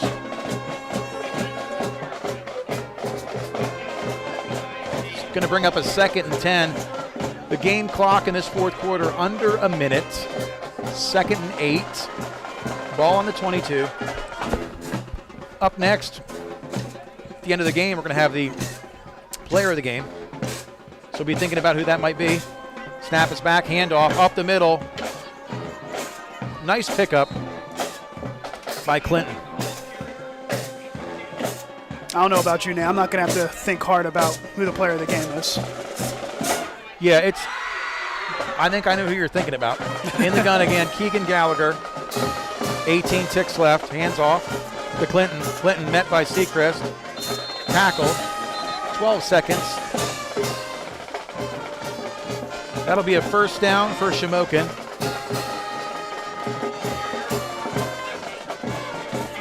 Well, this has been a good night, a great night actually, and a great day to be a Bulldog. Nick Severini, Nate Carpenter, bringing you this broadcast. We're going to go back to the station right now. That's the ball game. Jersey Shore wins big at Thompson Street, 62-0. You're listening to Jersey Shore High School football on the Bear Country Sports Network. By now, you know that sound. It's the sound of the Home Depot. But what about those sounds? Those are the sounds of craft ice from a new LG refrigerator, cooling your drink to perfection. Making this the sound of savings on top brand appliances. Save up to $1,212 on this exclusive LG kitchen package with craft ice. At the Home Depot, how doers get more done. Offer valid September 29th through October 19th. U.S. only. See store or online for details. Since 1925, Erie Insurance has been providing protection for you and your family. Auto, home, life, business, and flood insurance, annuities too. Get a great price and the service you expect from Erie Insurance. Available from your local Erie agent, Fager Insurance Agency in Lock Haven, serving the area for the last 57 years. Call now, 570-748-3570 to get a free quote. Fager Insurance Agency, 511 East Church Street, Lock Haven, 570-748-3570. FCCB, we'll make it happen for you. Are you buying your forever home? Whether you're downsizing or just shopping for a vacation home, you deserve an experienced lender and quick turnaround. FCCB will make it happen for you. Visit mortgagesmadesimple.com and get started today. First Citizens Community Bank, building better communities for 150 years. Member FDIC. Together, we'll get it done. FCCB, we'll make it happen for you. For a great time, make it Baldbird's Brewing Company in Jersey Shore. Enjoy 24 different beers in the family-friendly tap room where pets are welcome too, and a full selection of local spirits, wines, and specialty cocktails. Don't miss our weekly family game night and trivia night. Baldbird's Brewing Company offers event space for meetings, weddings, and private and semi-private party spaces. Open Wednesday through Sunday. Baldbird's Brewing Company, Schaefer Lane, Jersey Shore. Online at baldbirdsbrewing.com. Can I get the sales projections for the Springfield, Bristol, and Fairview stores? Val's Froyo Palace is dishing out 3 more locations. Jody, have you lined up interviews? They need 3 new store managers before they have a meltdown. And remember, they need at least 5 years experience. Indeed can help them hire great people fast. I need Indeed. Indeed you do. We instantly connect you with quality candidates whose resumes on Indeed match your job description. Visit Indeed.com/credit and get $75 towards your first sponsored job. Terms and conditions apply. B.A. Mikesell is a local residential, commercial, and industrial electrical contractor. With over 10 years servicing North Central Pennsylvania, B.A. Mikesell has built relationships with home and business owners in Jersey Shore and beyond. Trust B.A. Mikesell's trained electricians for all of your electrical needs. Take advantage of their industry-leading warranties. Call 570-398-7837 today to find out more. B.A. Mikesell Electric, a proud supporter of Jersey Shore sports. WQBR, The Bear, Cutting Edge Country. Nate Carpenter, Nick Severini, what a great night here. 62-0 is the final here at Thompson Street, home of your Fighting Bulldogs. Bulldog Nation win again week 7 here against Shamokin. We talk about the game, your first trip here to Jersey Shore, Pennsylvania in the sense of doing a game. Give us a little feel of what you experienced before we go to stats tonight. Well, it was absolutely brilliant, first and foremost, that's for sure. The atmosphere, everything pregame, everything from the people I was interacting with, the players on the field, everything was top-notch, that's for sure. That's definitely what I felt like coming in, seeing Jersey Shore play tonight. I'm certainly going to be obviously a commentator tonight. I'll be watching certainly as a fan the next couple of matches. And I tell you what, it might be more than the next couple of matches because this Bulldogs team definitely looks primed and ready to make another big postseason push. That's definitely what it looks to me. Even with their backs against the wall early on, they proved to be very decisive and very, very scary to play against. That is for sure. Very, very good ball club. Well, it's been a pleasure to do the broadcast with you tonight, Nick. So anyway, thanks to Vince Swartz on the camera. Thanks to Sean Hale giving us a lot of insight, offensively speaking, to Jim Carpenter, my father, to Coach Chris Davis for the stats. We couldn't do it without you. We're going to run down the stats here. Elijah Jordan, 14 carries for 82 yards. Brady Jordan, 5 for 85. Tate Sechrist, 2 carries. And this is just how dangerous he is, for 37. Hayden Packer, 6 carries. And they've got this for, 20, 30, 40, 50, 60, roughly 70, but 4 touchdowns. And like you said, just as soon run you over, stiff arms, big plays, really shifted the mentality of the game tonight with his physicality. Brody Herr comes in, mop-up time, 3 carries for 52 yards and a touchdown. Bo Sechrist, also the true freshman, 4 carries, 29 yards, a touchdown. Brady Jordan didn't throw the ball much tonight in the second half. He was 3 for 8 in the first half for 54 yards. Those catches go to Jordan, Peacock, Griffin, and Loomis had a nice one as well. So that's that. This is where the stats get scary, defensively. Defensively speaking. 2, 3, 4, 5, 6 sacks, 20 and 20 tackles for loss. The tackles for loss. And they didn't get a lot. They had 5 sacks in the first half. They didn't throw the ball a ton in the second half, not until the very end where the backup quarterback had come into the game. And Jersey Shore time of possession, this is something that some weeks we say, you know, what's time of possession? Last week, 65 points in 9 minutes with the first string. Tonight, Jersey Shore has 52 plays. Time of possession, 19 minutes, 12 seconds.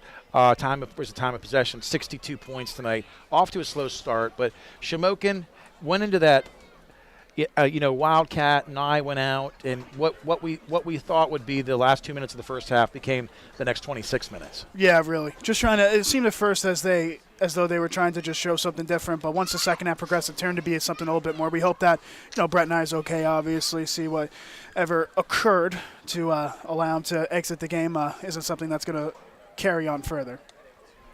So here we are. You take a look right now, stat-wise, plays, time of possession, right? This is what's scary about the Dogs. In the second half, Jersey Shore 1 play, 15 seconds, 15-yard TD. 6 plays, 3 minutes and 5 seconds, 15-yard TD. 2 plays, 35 seconds, 22-yard TD. 5 plays, 1 minute and 20, 4-yard TD to Bo, the freshman. 7 plays, 3:35, 8-yard TD. Some sustained drives, but those were also drives where they were trying to milk the clock a little bit. But a lot of kids got touches tonight. A lot of kids saw action. Again, they were able to empty the bench. And that's what it takes to really develop confidence with your underclassmen and develop as a program. Yeah, it's what's very important, especially the second half of games where it is a blowout to be able – you mentioned that playing freshmen was not exactly a normal thing to do in previous eras, but in this one, a lot of the freshmen getting onto the field, producing, getting on the score sheet, scoring touchdowns. And, that's really what it's all about, especially later on in these games, to get these guys some more burn. Well, listen, you're listening to Jersey Shore High School football. We're coming back with the player of the game, Barry Enders, player of the game. You're listening to Jersey Shore High School football on the Bear Country Sports Network.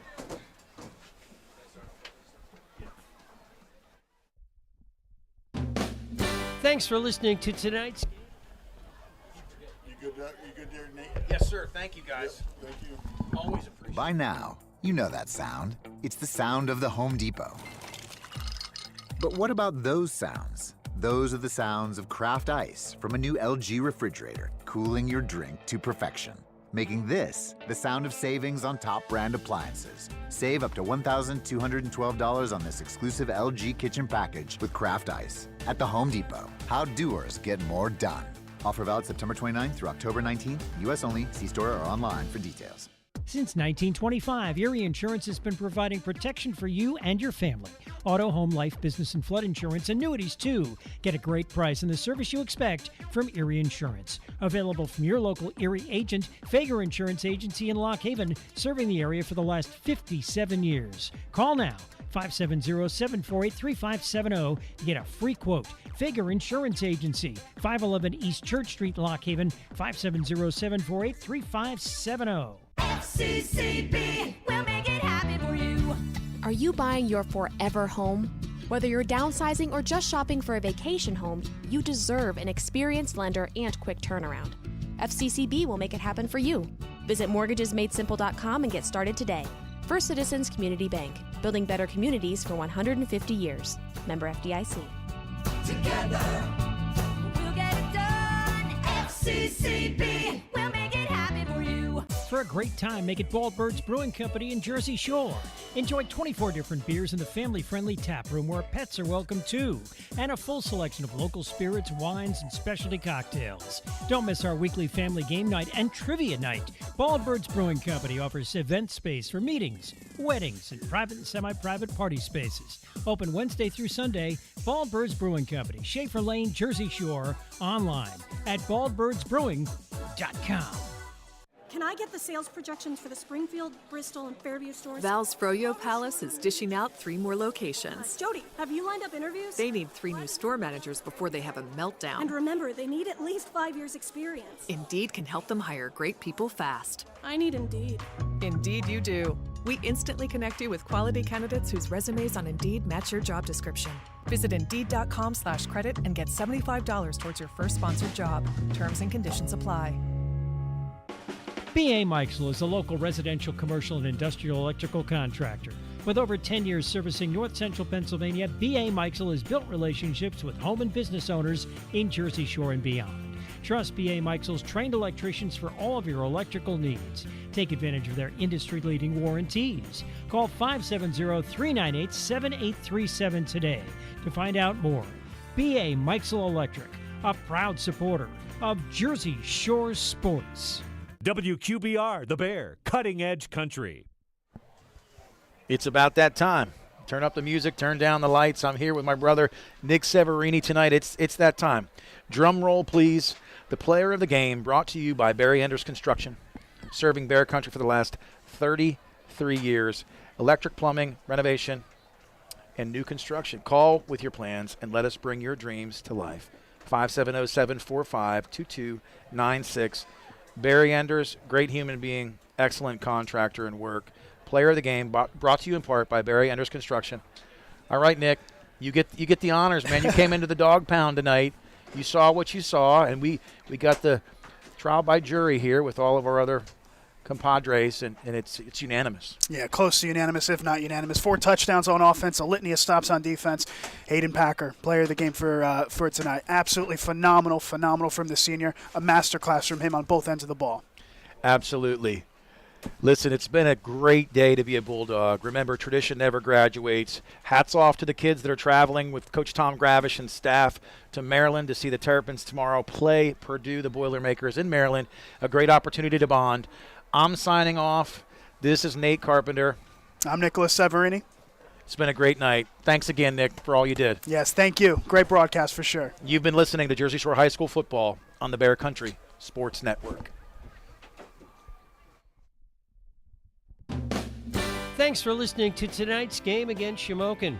This exclusive broadcast was brought to you by Woodlands Bank, SWC Real Estate, TLC Fuels, Brigandy, Gleghorn and Hayfley, First Quality, Realty Lease Properties, All Round Tire, Susquehanna Transit, Alex Coal and Oil, Hayfley Insurance, Jiffy Market and Deli, Anchor Realty, Jason Eberhardt State Farm Insurance, First Citizens Community Bank, Baldbirds Brewing Company, Fager Insurance, Twilight Diner, Jimmy Lee State Farm Insurance, Napa and Jersey Shore and Mill Hall, Pennycoff Rural Services, Kevin Peacock Disposal, Joe's Equipment, Muncie Bank and Trust Company, McMahon, Ferguson and Associates, B.A. Meixel Electric, Fredham Disposal, Barry Enders Construction, and River Valley Internet. Next week, Montoursville. Pregame 6:30 next Friday night on the Bear Country Sports Network.